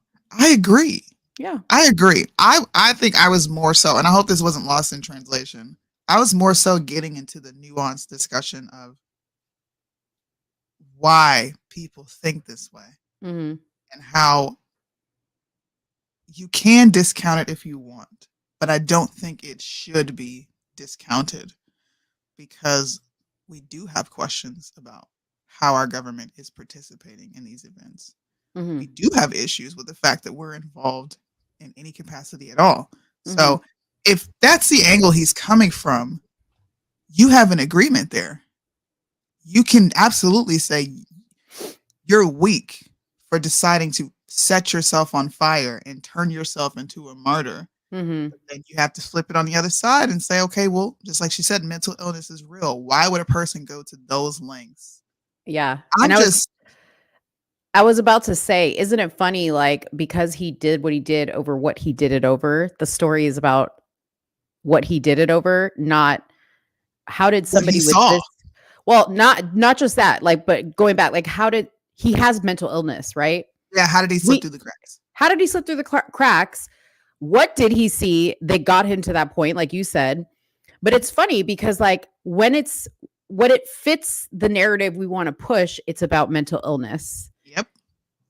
When it doesn't fit, it's about he's a communist. Anti-Semitic, you're a communist. Exactly. Yeah. I know sometimes it'll get lost in translation, but I do hope people took that portion of, what we spoke on and understood what we were talking about. Yeah. We will discuss the Blaze journalist being arrested on Tuesday. Yeah. And I will also do a different live like I do my, most of the time I'll go live and discuss these things. But I think we had a healthy show. I think it was a full show. Super healthy. We did end it on a positive note. Yeah. We didn't get to it today. Thank the God last it's two Friday. subjects kind of took a whirlwind. I like when we go off on stuff that's not planned and it's like an organic discussion. I actually enjoy that more than I do talking about headlines in the news because I feel like those are the more important discussions that bring us. It's the nuanced discussions that Yeah. you get to like dig into someone's brain. Mm-hmm. Like when I was asking, why are people offended by this? Like, why does this bother you? Mm-hmm.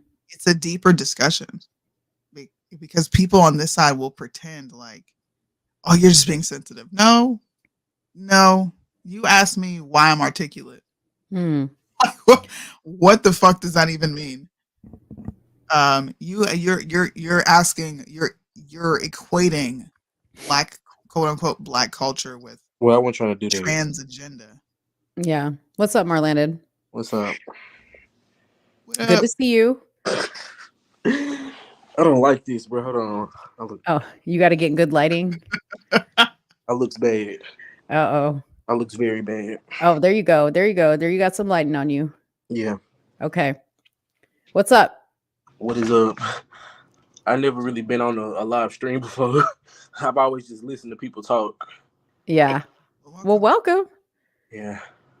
What do you got to say? About what y'all was just talking about? About the conversation that we had at the end? No, before that. Wait. I think that was that.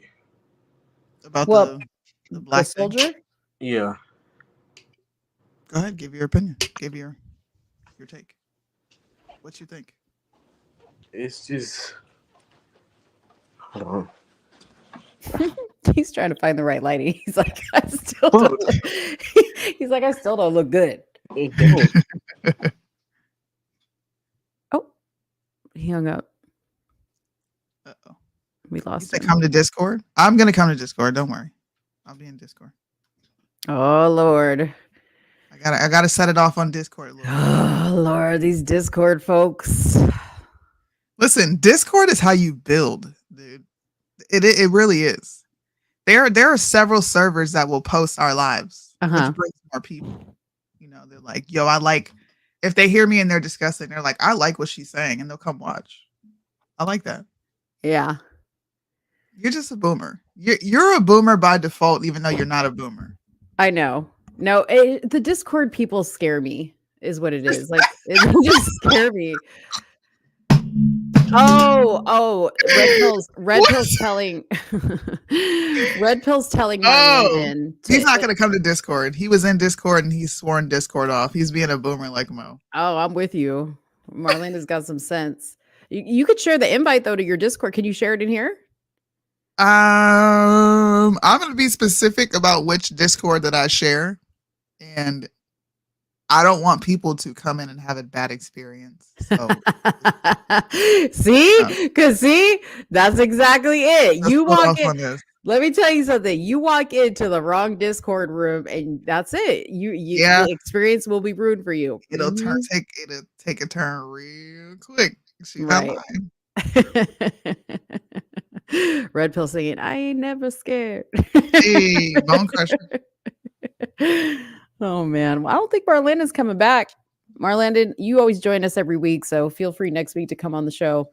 Yeah, don't be scared. It's a live stream. Come up here, give your opinion, give your take, whether you guys agree. Like, the invite is open. We don't drop it because people don't ask. And when we do drop it, y'all don't come on. When people want to come on and disagree or they have something to say, like I always welcome. Yeah, Soonie loves that. That is her thing. Her bread and butter. That's her bread and butter. You know what happens?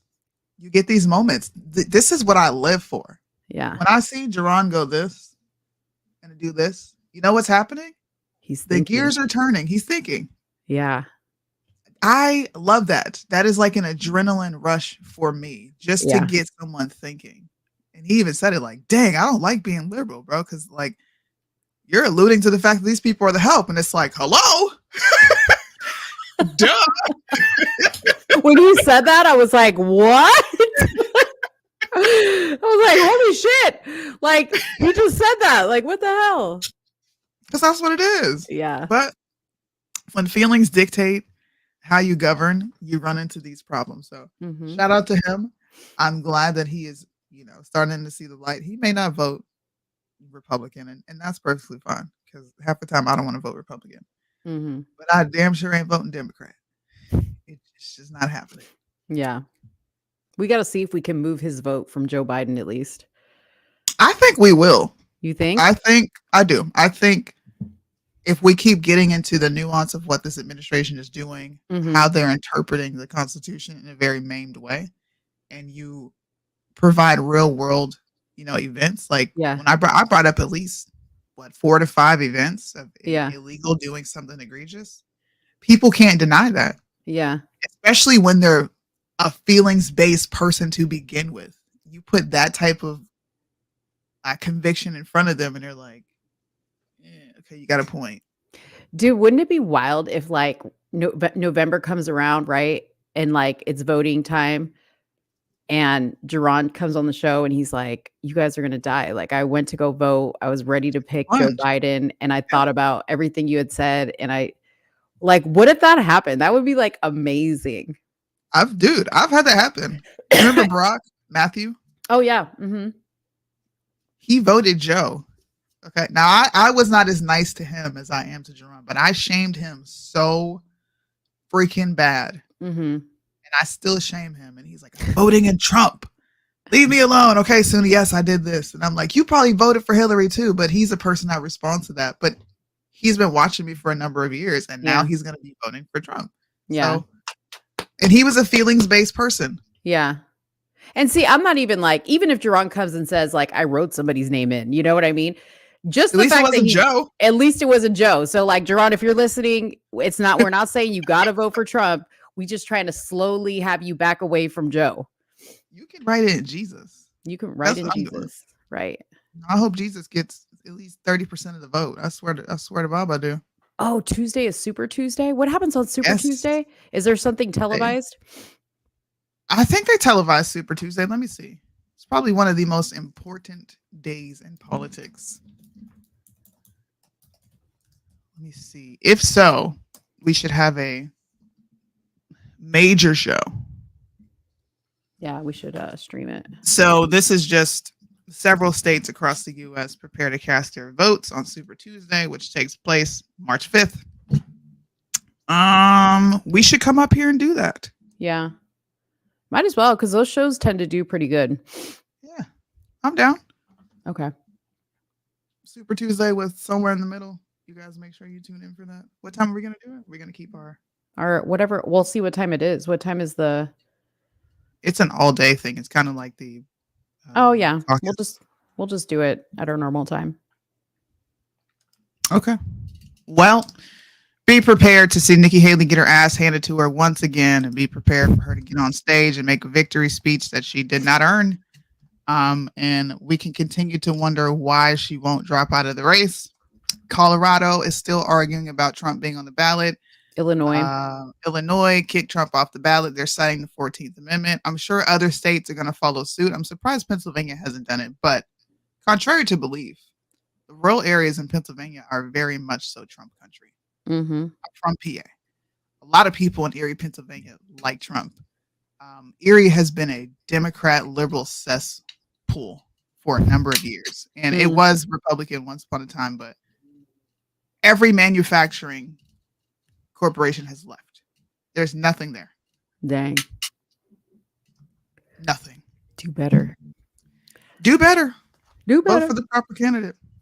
Do you have All right, anything you else? guys. TGIF. Have a good weekend. I'm gonna jump off right away because once again I have to go make another urination sample. You good? It's just all this water and coffee. Oh, okay. Yeah. Well, guys, thanks for hanging with us this Friday. We will see you guys Tuesday for Super Tuesday.